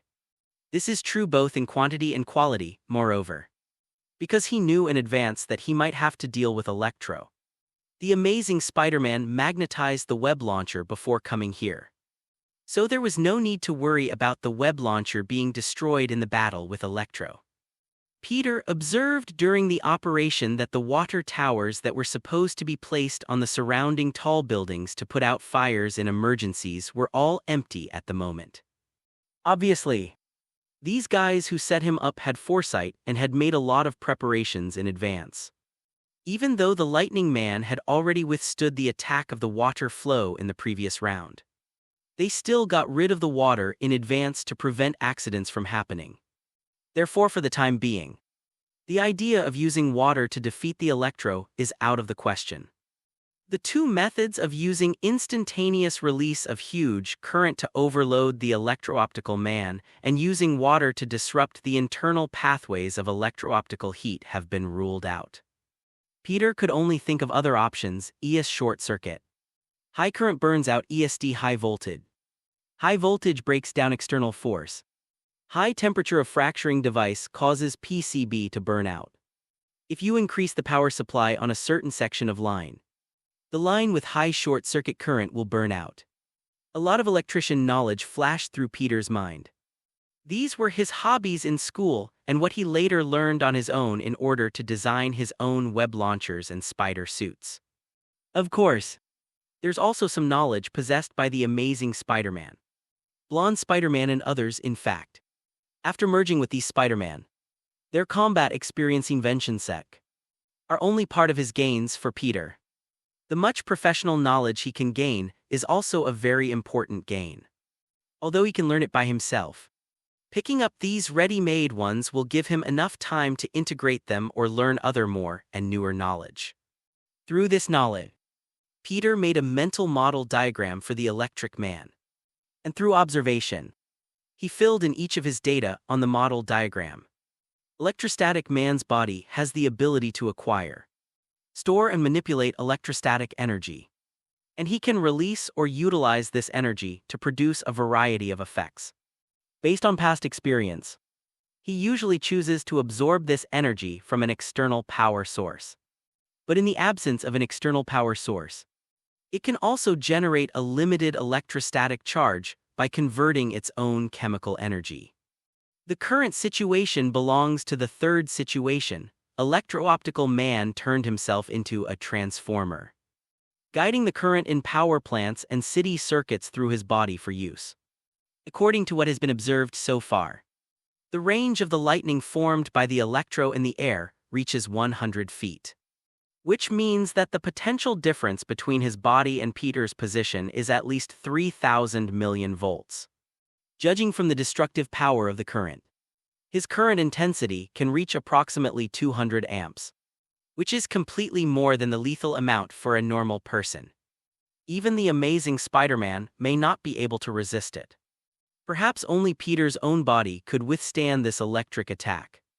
However, before coming to the appointment, the amazing Spider-Man also made some adjustments to the surface of his suit and created a simple version of the anti-electric man's suit, which to a certain extent allowed him to lose some weight. Damage from electric shock. But Electro obviously also expected that the amazing Spider-Man might have some advanced preparations for this. So they also formulated a new version of the battle plan for Electro. Electrified close combat. It sounds ridiculous for a mage to play melee combat, but it turns out that it is indeed very threatening if it is not against Spider-Man. Even when dealing with Spider-Man actually has a headache. Because Electro can propel himself along the magnetic field lines accompanying objects with huge electric power, refer to the magnetic induction coil. As an electrical engineer, Diang Yuengren also has a deep understanding of circuits and electricity. He creates a tight vortexing electric field around his legs, creating a strong opposing magnetic field, suspending himself above the cable's magnetic field. And through the imbalance points he creates in the electromagnetic field, he can freely shuttle in environments with electromagnetic fields at speeds up to 225 km/h. For a warrior, this is definitely considered elusive. In addition, his fingertips can also release lightning-like arcs. And although Peter mocked the Electro as being far inferior to Thor, in fact the arc released by the Electro does have the speed of lightning. Although it is only the speed after lightning is released, it also reaches nearly 500 meters per second. If it were released close to the body, combined with the intensity of the current contained in it would definitely be fatal. However, after Peter filled in the data one by one and created a 3D model of the Electro in his mind, he still found a solution.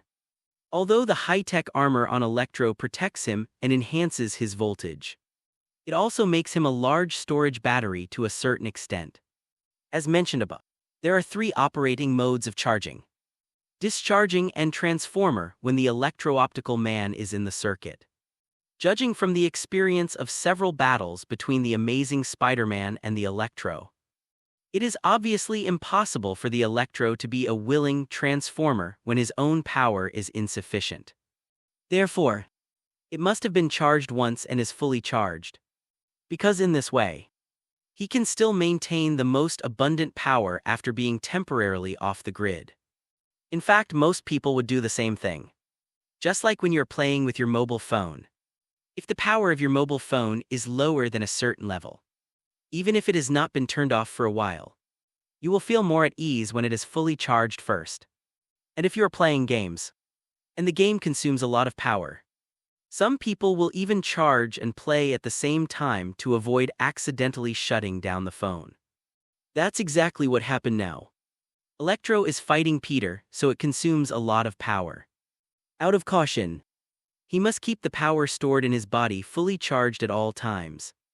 And then he would place himself in the power grid, acting as a transformer to transfer the current in the power grid to attack Peter. Not only that, when the electric current is full speed, strength and recovery ability of the electro-optical man will also be greatly improved. This is why Peter concluded that he must be full of electric charges in his body. And this is Peter's opportunity.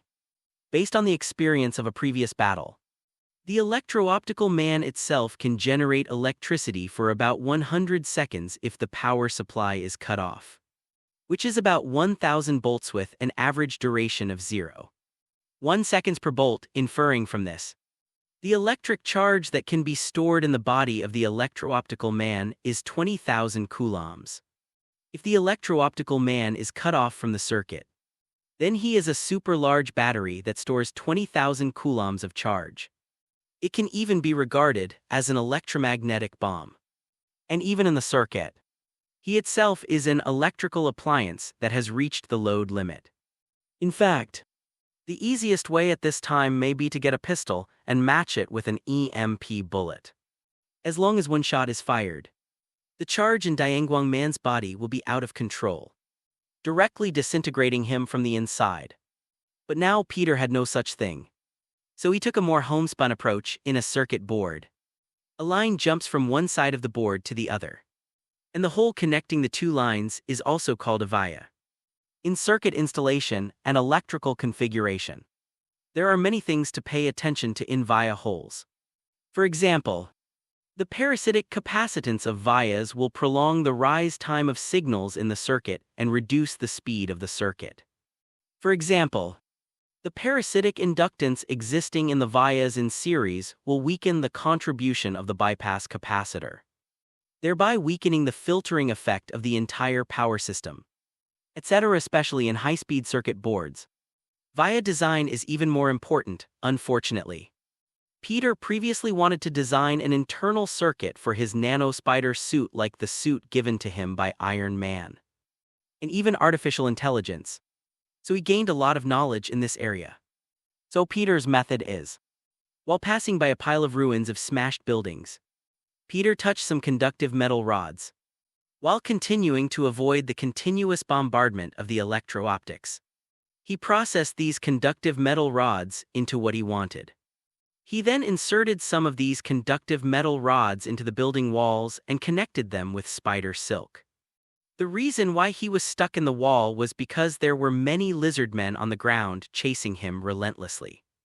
After these lizard men discovered that he was too flexible on the wall and they themselves were too bulky, they stopped climbing the wall and started running around on the ground.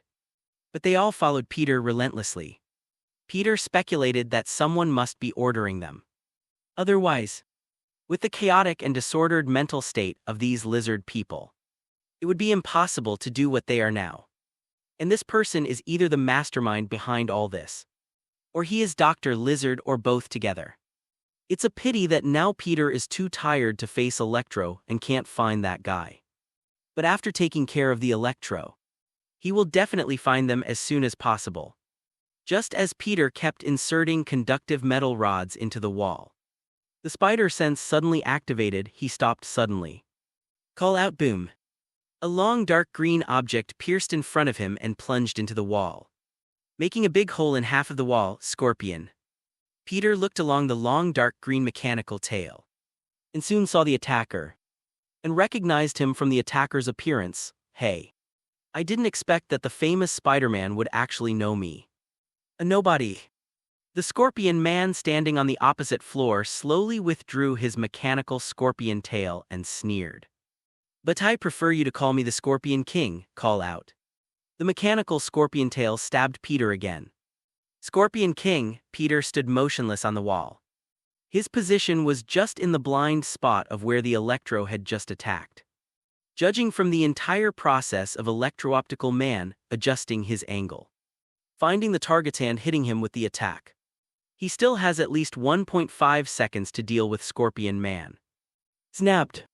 Peter reached out and grabbed the Scorpion Man's mechanical scorpion tail and pulled him over with a strong tug. Scorpion King, I personally demolished a more powerful one.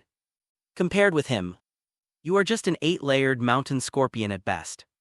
As he spoke, Peter raised his fist and punched the Scorpion Man to the ground.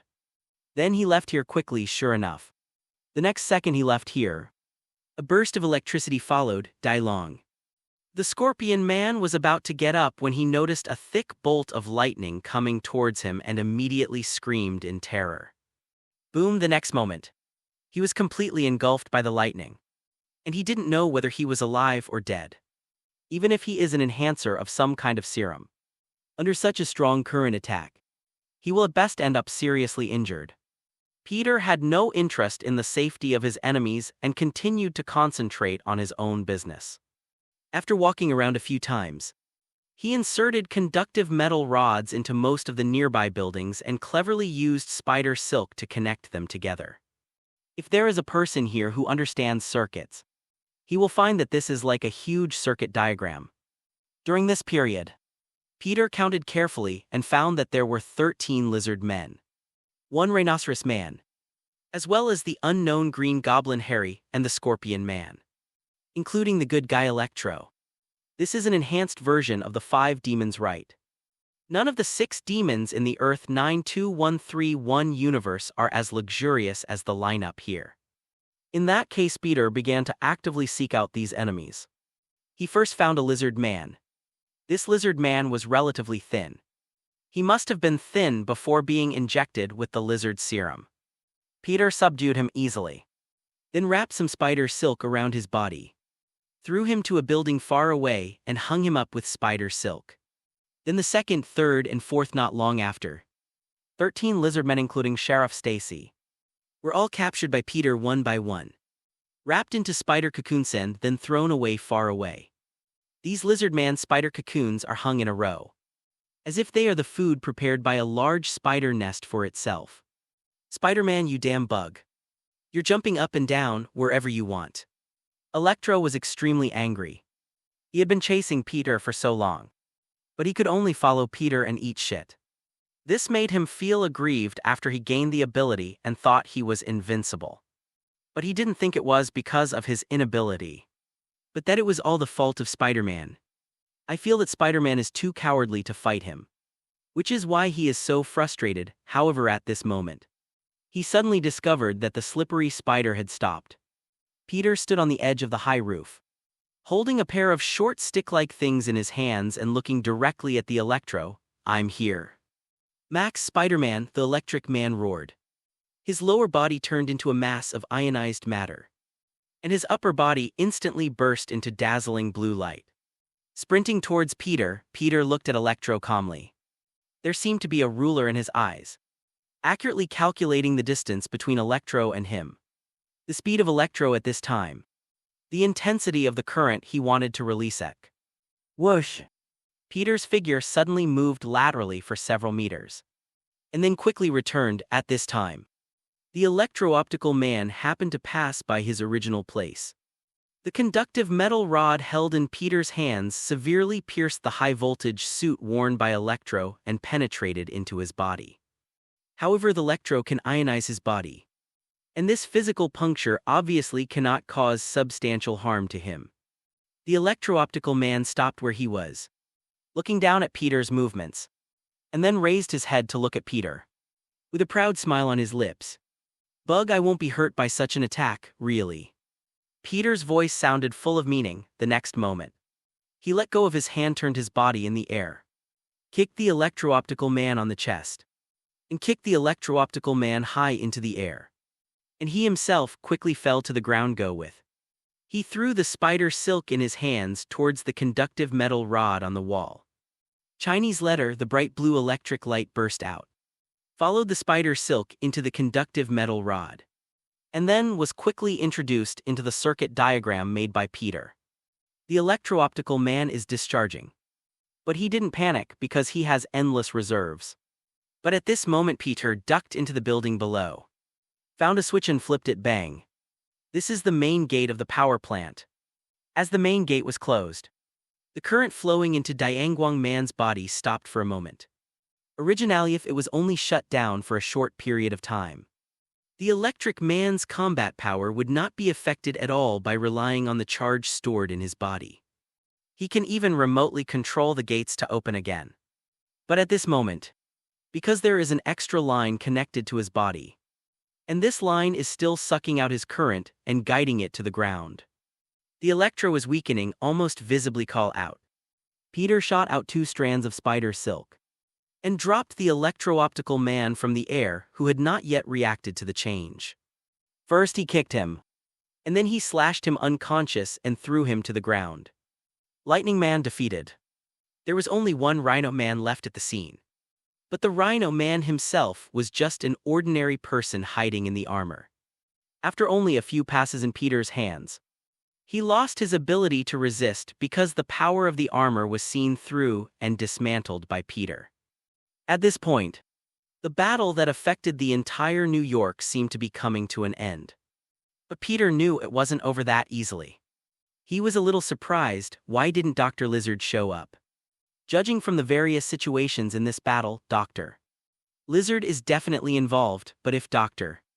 Lizard really didn't show up, he really had no other option but to let the amazing Spider-Man look for him later. Peter came to the place where Harry the Green Goblin was defeated.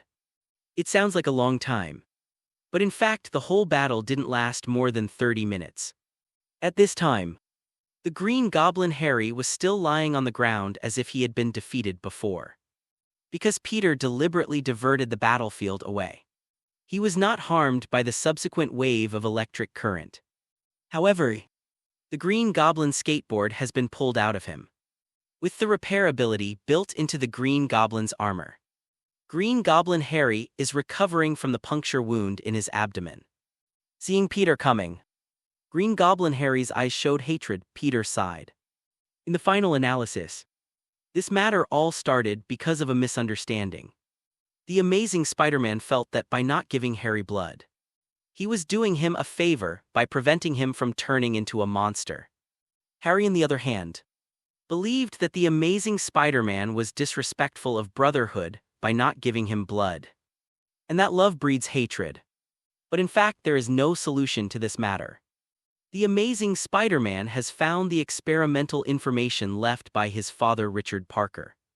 He only needs to give these information to Harry and Dr. Connors. By then, perhaps not only Harry's genetic disease and current problems can be solved, but Dr. Connors and these lizard men can also be restored to their original appearance. Dr. Connors' hand may also be able to grow back, even Electro. Peter actually thought of 2 ways to save him. The first is on the basis of maintaining the original strength. Actually, only 3 things are needed. 1 is a device that can stabilize the electric charge in his body so that he will not have unnecessary anxiety due to fluctuations in electric charge caused by interference from external magnetic fields. The second is a device that continuously provides electric charge. Peter is thinking of Stark's arc reactor. With this, he doesn't have to rely on public electricity all the time. The third is concern from others. Max, who has character flaws, needs this the most. The second is to directly restore him to an ordinary person. It's not difficult. You just need to make a device that can completely absorb the electric charge in his body. This is not the same as what Peter just did. Peter just discharged all his electricity, but if he wakes up, he can still absorb it back. And if the charge stored in the body is absorbed, it will truly deprive him of his abilities. Of course, the decision whether you want to save or not is up to the amazing Spider-Man. Peter only gave his own sound advice as an outsider from a third perspective. Fortunately, the amazing Spider-Man did not disappoint him. Harry, I found the research information my father left behind. We can decipher the secrets together. For you, for Dylan, for Dr. Connors, and to make up for my mistakes. The main person who now controls the body, it's the Amazing Spider-Man. Harry stared at the Amazing Spider-Man blankly. Then turned away and said coldly, "Do you think I will still believe you after all this? Believe it or no, it's up to me whether you do it or not." The Amazing Spider-Man said in a sincere tone. "Ha." Harry sneered and stopped talking. The Amazing Spider-Man gives control of his body to Peter. When Peter gets up, there is a strange suppressive force that makes Spider-Man himself unable to resist. Only with Peter's permission or some unexpected circumstances, their consciousness will occasionally reveal. But in most cases, Peter would suppress it, of course. The Amazing Spider-Man actually doesn't know how to face Harry now.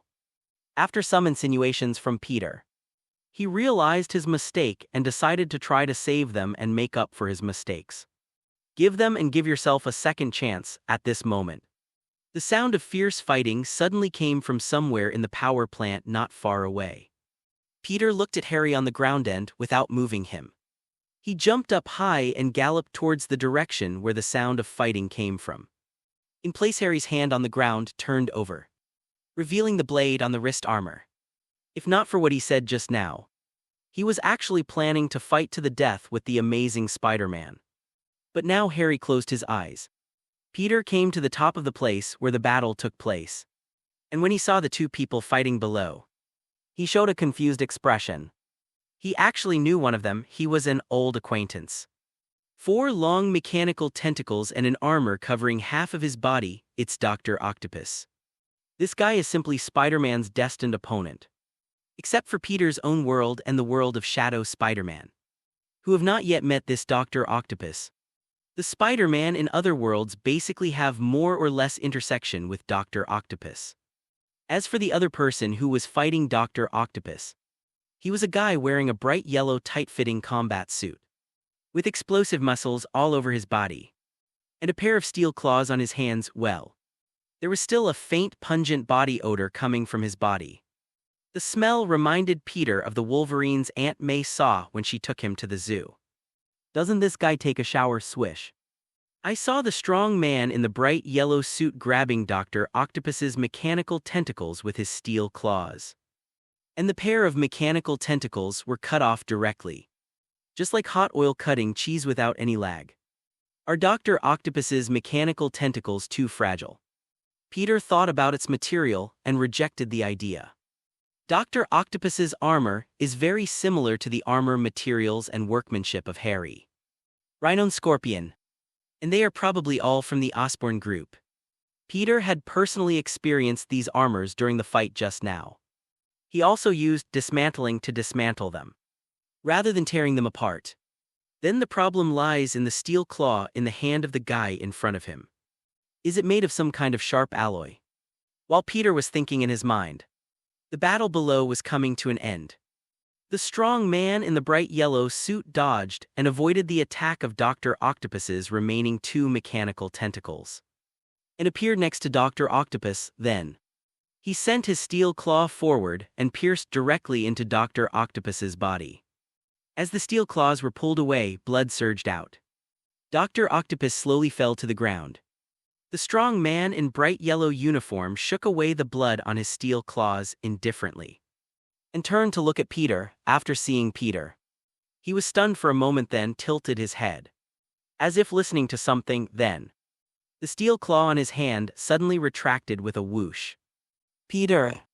Only then did he realize that it was not a weapon worn on his hand, but installed in his body. Peter looked down at his hands, and it was hard to imagine how he could install 3 steel claws that were almost as long as daggers in his hands.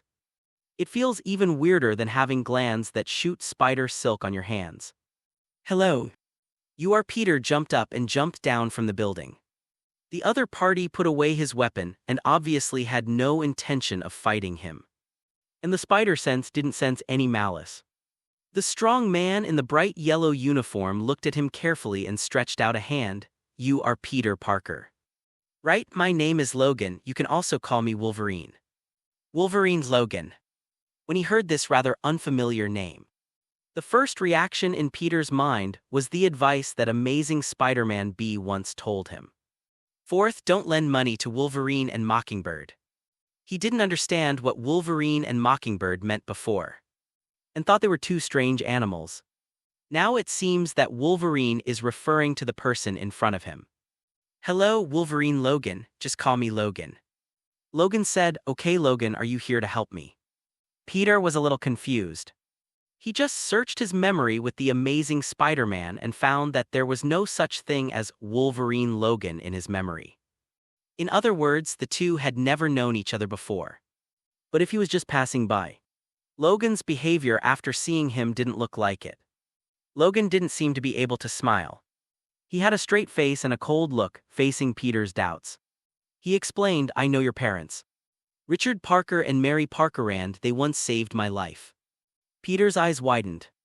He felt the desire of the Amazing Spider-Man and handed over control of his body.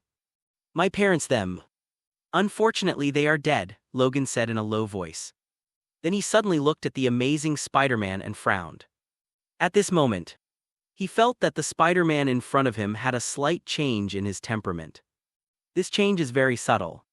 But for him who has some kind of beast intuition, he can just feel it a little. My father, who is he? Why did he leave? The Amazing Spider-Man asked. Logan walked to the side and sat down on a broken pillar. He patted his side and said, if you don't mind, sit down and talk slowly. The Amazing Spider-Man quickly followed and sat down. Actually, I don't know much, as Logan talked about it. Peter and the Amazing Spider-Man probably knew some inside stories about the past. In addition to being a genetic engineering scientist, the father of the Amazing Spider-Man, Richard Parker, was also an agent of the CIA. At work he met Mary Fitzpatrick, a CIA agent, translator and data analyst for the intelligence agency. The two fell in love, get married soon, and became a good pair, accepting tasks together and solving some hidden dangers that threatened national security.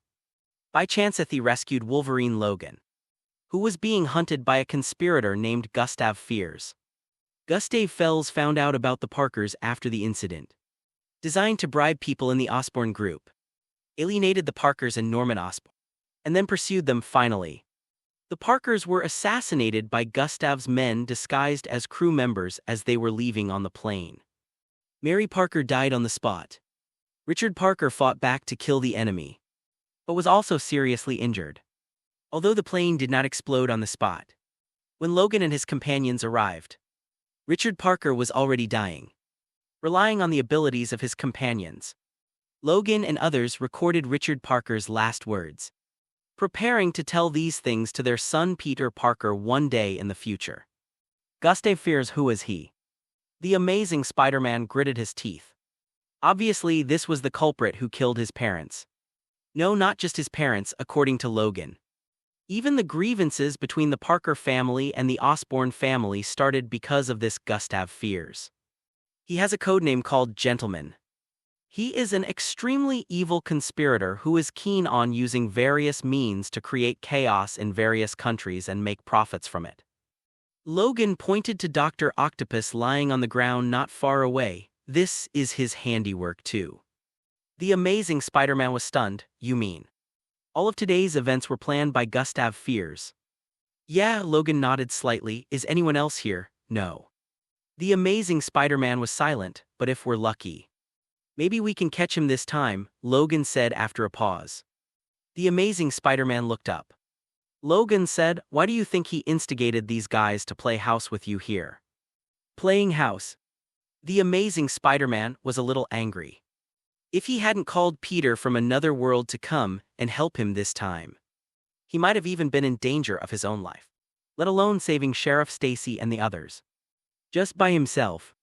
Logan actually calls this playing house. But Logan said disapprovingly, ah yes.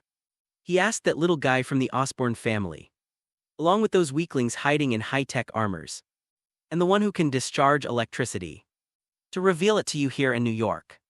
Make a fight and attract the attention of a large number of people. You know, actually before this, there was an army heading here. The Amazing Spider-Man looked up and looked around. Except for some facilities that were damaged by the battle. which were occasionally emitting sparks of electricity. Everything was quiet. There was no sign of any military anywhere, but they left. Why? Because they discovered that another place was actually the real target of this attack. Where? Washington, Washington, yes. Logan turned into a narrator and told them all the clues they had. Gustav found a total of 3 organizations and arranged them in 2 places. On the New York side there is Harry Osborn, who became the Green Goblin, and Electro Max Dillon, who also hates Spider-Man, as well as several murderers he kidnapped from prison. After he equipped them with high-tech equipment, they became a gang of super criminals capable of attracting great attention. Because Electro had briefly hijacked the electricity of the entire New York City before. And this time he had blatantly hijacked Commissioner Stacy of the New York City Police Department. For various reasons, people pay great attention to this place. But this is actually just a cover. While the main attention of the troops and Secret Service they sent turned to New York. On the other side in Washington, the real attack began here. Gustav teamed up with Magneto's Brotherhood of Mutants and the third Red Skull of Hydra today, Albert Malik. They mass-produced the half-finished lizard serum and prepared it. Unleashed these serums in the White House. The Amazing Spider-Man is shocked if this is the case. Then he is really just playing house here. The situation over there is so critical. Why are you still here? The Amazing Spider-Man stood up and said anxiously. Logan waved his hand. It's okay. Almost all the X-Men are there. PS1, when The Amazing Spider-Man 2 premiered in London, England. There was a post-credits scene featuring Mystique from X-Men, Days of Future Past. This post-credits scene was later used in European and other versions. Gone PS2, in the comic Untold Spider-Man Stories 1. The Parkers saved Wolverine. As for the old Parker who appeared in the original movie, there is another explanation. What are the X-Men? The Amazing Spider-Man asked curiously. Peter remembered it at this time. He had heard of the X-Men in the Earth 92131 universe not long ago. In that world, the X-Men and their affiliated groups are those who seek peaceful coexistence between mutants and normal humans. Those who want to control or eliminate normal humans and give mutants safety or dominance are represented by Magneto and his Brotherhood of Mutants.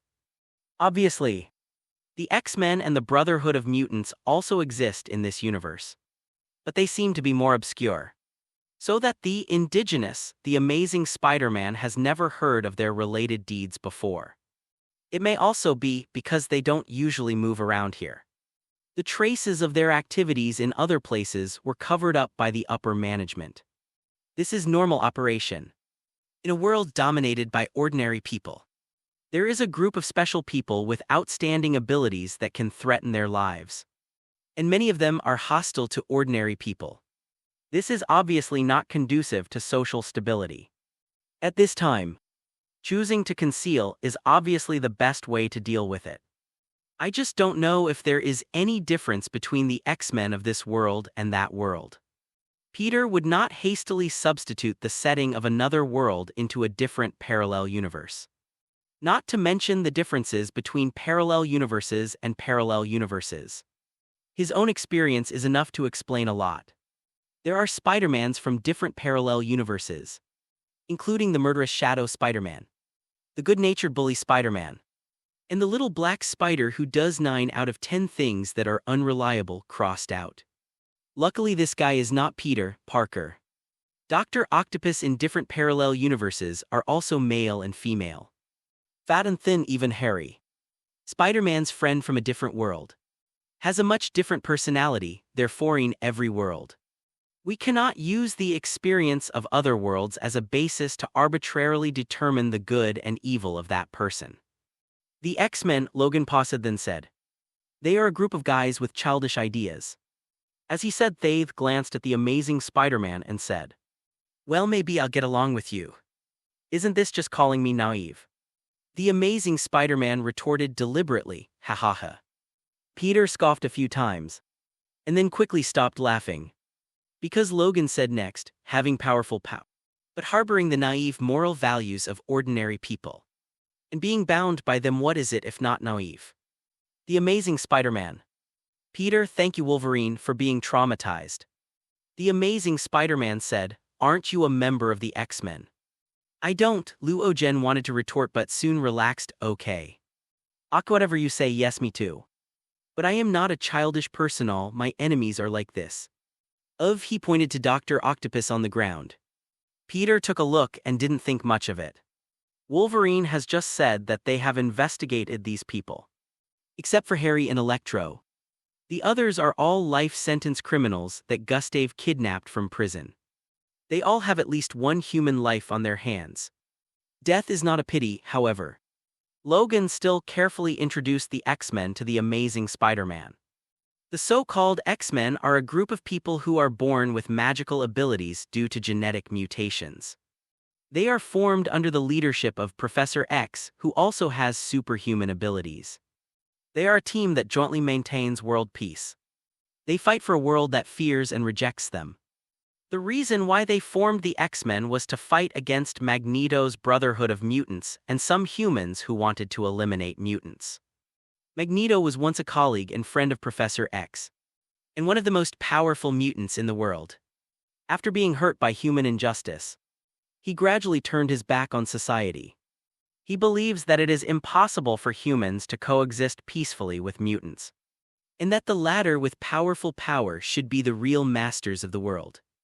As a result, he joined forces with some mutants who shared his ideals to rule the world by any means necessary. These united people are called the Brotherhood of Mutants. Similarly, in the human side, there are also people who are hostile to mutants. They are not only hostile to the Brotherhood of Mutants, who often pose a threat to them but also to the X-Men. After hearing this, the Amazing Spider-Man and Peter suddenly realized. No wonder Wolverine calls the X-Men childish ghosts. Indeed, what they are doing is not very pleasing to the mutants. Nor is it very pleasing to the humans. He belongs to the type where Zhu Beiji looks in the mirror, he is not human inside or out. This made him curious about the leader of the X-Men. Professor X. From Wolverine's description, you can tell that the scale of the X-Men should not be small. To be able to have so many mutants with different abilities willingly do such an almost thankless task with him shows that Professor X's personality charm must be very high. So now Peter takes the lead at this moment. Wolverine glanced at him again in surprise. It seems that what the professor said is true. Some strange changes have occurred in you, change. Peter didn't realize what Wolverine was referring to at first. But he soon understood and then he was a little surprised. He didn't expect that Wolverine could actually identify the primary and secondary switching between his and the Amazing Spider-Man personalities. This is incredible. So you are also a visitor from other time and space? Wolverine said, yes. Why do you say yes? Peter asked. Wolverine said, because I also come from other time and space. Peter was shocked this time. Wolverine said to himself, my world is probably 50 years from now. At that time, the X-Men encountered their greatest existential crisis in history. In this era, the X-Men are creatures with the most advanced genes. Some of them can move at high speed, some can telepathize. Some can teleport instantly. And some can control ice and fire, but in the near future. They are all hunted by the new special combat robot Sentinel, created and commanded by Bolivar Trask, the founder of Trask Industries, and are in danger of being exterminated. Sentry robots can detect any form of variant type. Their genes allow them to transform themselves instantly, thereby defeating the X-Men by restraining their abilities. The X-Men's only hope is to go back in time and change history before Trask Industries' research leads to their extinction.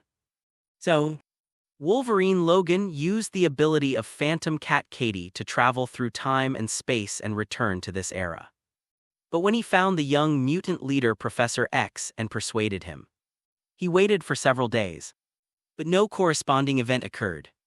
This almost made Professor X think he was a liar.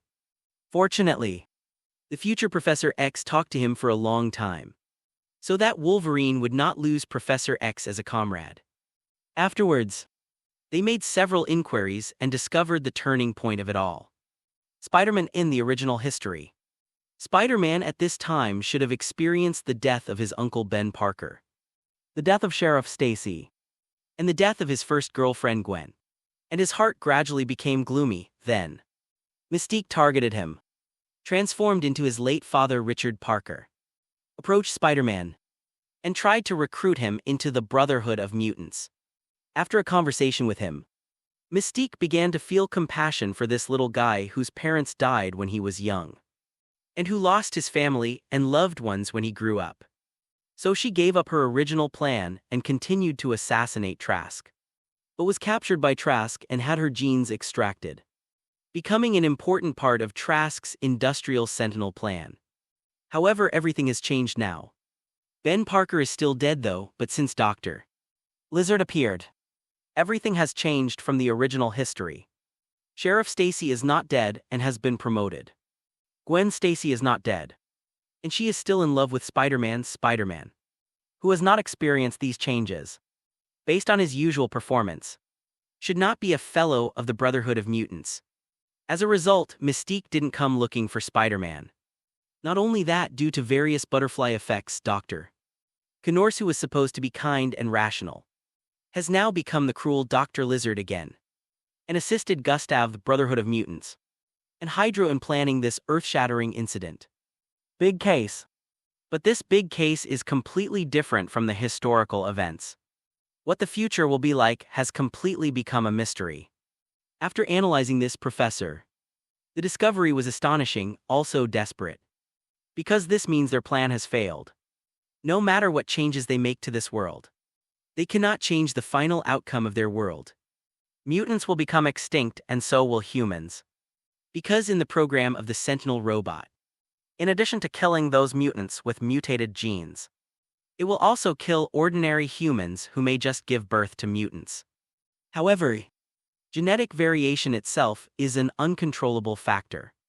Therefore, people in their world concluded that in the near future, when mutants become extinct, it will also be the death knell for all mankind. After listening to Wolverine's story, Peter's mind was in a mess. Could it be that it was caused by my time travel? This has nothing to do with Yaukid. Wolverine reached out and patted him on the shoulder. If the multiverse itself exists, then what we do is doomed to fail. Peter shook his head. Even if the multiverse exists, there is actually a certain difference between parallel universes and parallel universes. There must be a certain degree of convergence between the same parallel universes. According to the law of entropy increase, a single universe, the bulk universe, is always going through a process from low entropy and low complexity to high entropy and high complexity. And if two highly similar parallel universes increase in value for some reason, their total entropy will increase significantly. But their complexity will not increase because of this, which violates the basic law of entropy increase. So they will inevitably converge on themselves, reducing the gap between entropy and complexity, thereby reaching a balance point. The more Peter spoke, the more frustrated his expression became, because his heart was full of contradictions at the moment. On the one hand, if what Wolverine said is true, then his intervention is equivalent to helping the amazing Spider-Man save the lives of his father-in-law, Sheriff Stacy, and his beloved Gwen, and also preventing the amazing Spider-Man from regretting for the rest of his life. But on the other hand, without his intervention, the X-Men's battle across time and space to reverse the future might have been successful. At least it won't be like now. Even if we try our best, there is still no hope of success. Peter, Wolverine's voice suddenly changed. Although his voice was still the same, his tone and accent made Peter feel like he had changed. If the multiverse itself is a giant web, then all the efforts we have made are established facts on the web. Maybe we succeeded in some worlds, but we failed in some worlds. This is fate. Wolverine said, "Not Logan, you are." Peter frowned. Could it be that you are? Yes, I am Charles Xavier. They call me Professor. Listen to me, kid, the giant web of the multiverse. If there is a web weaver, then he must be a spider. The giant web spinner of the multiverse. Peter repeated these words at this time. Wolverine suddenly stepped forward. stretched out his finger and tapped his forehead. This is a gift and a reward if possible.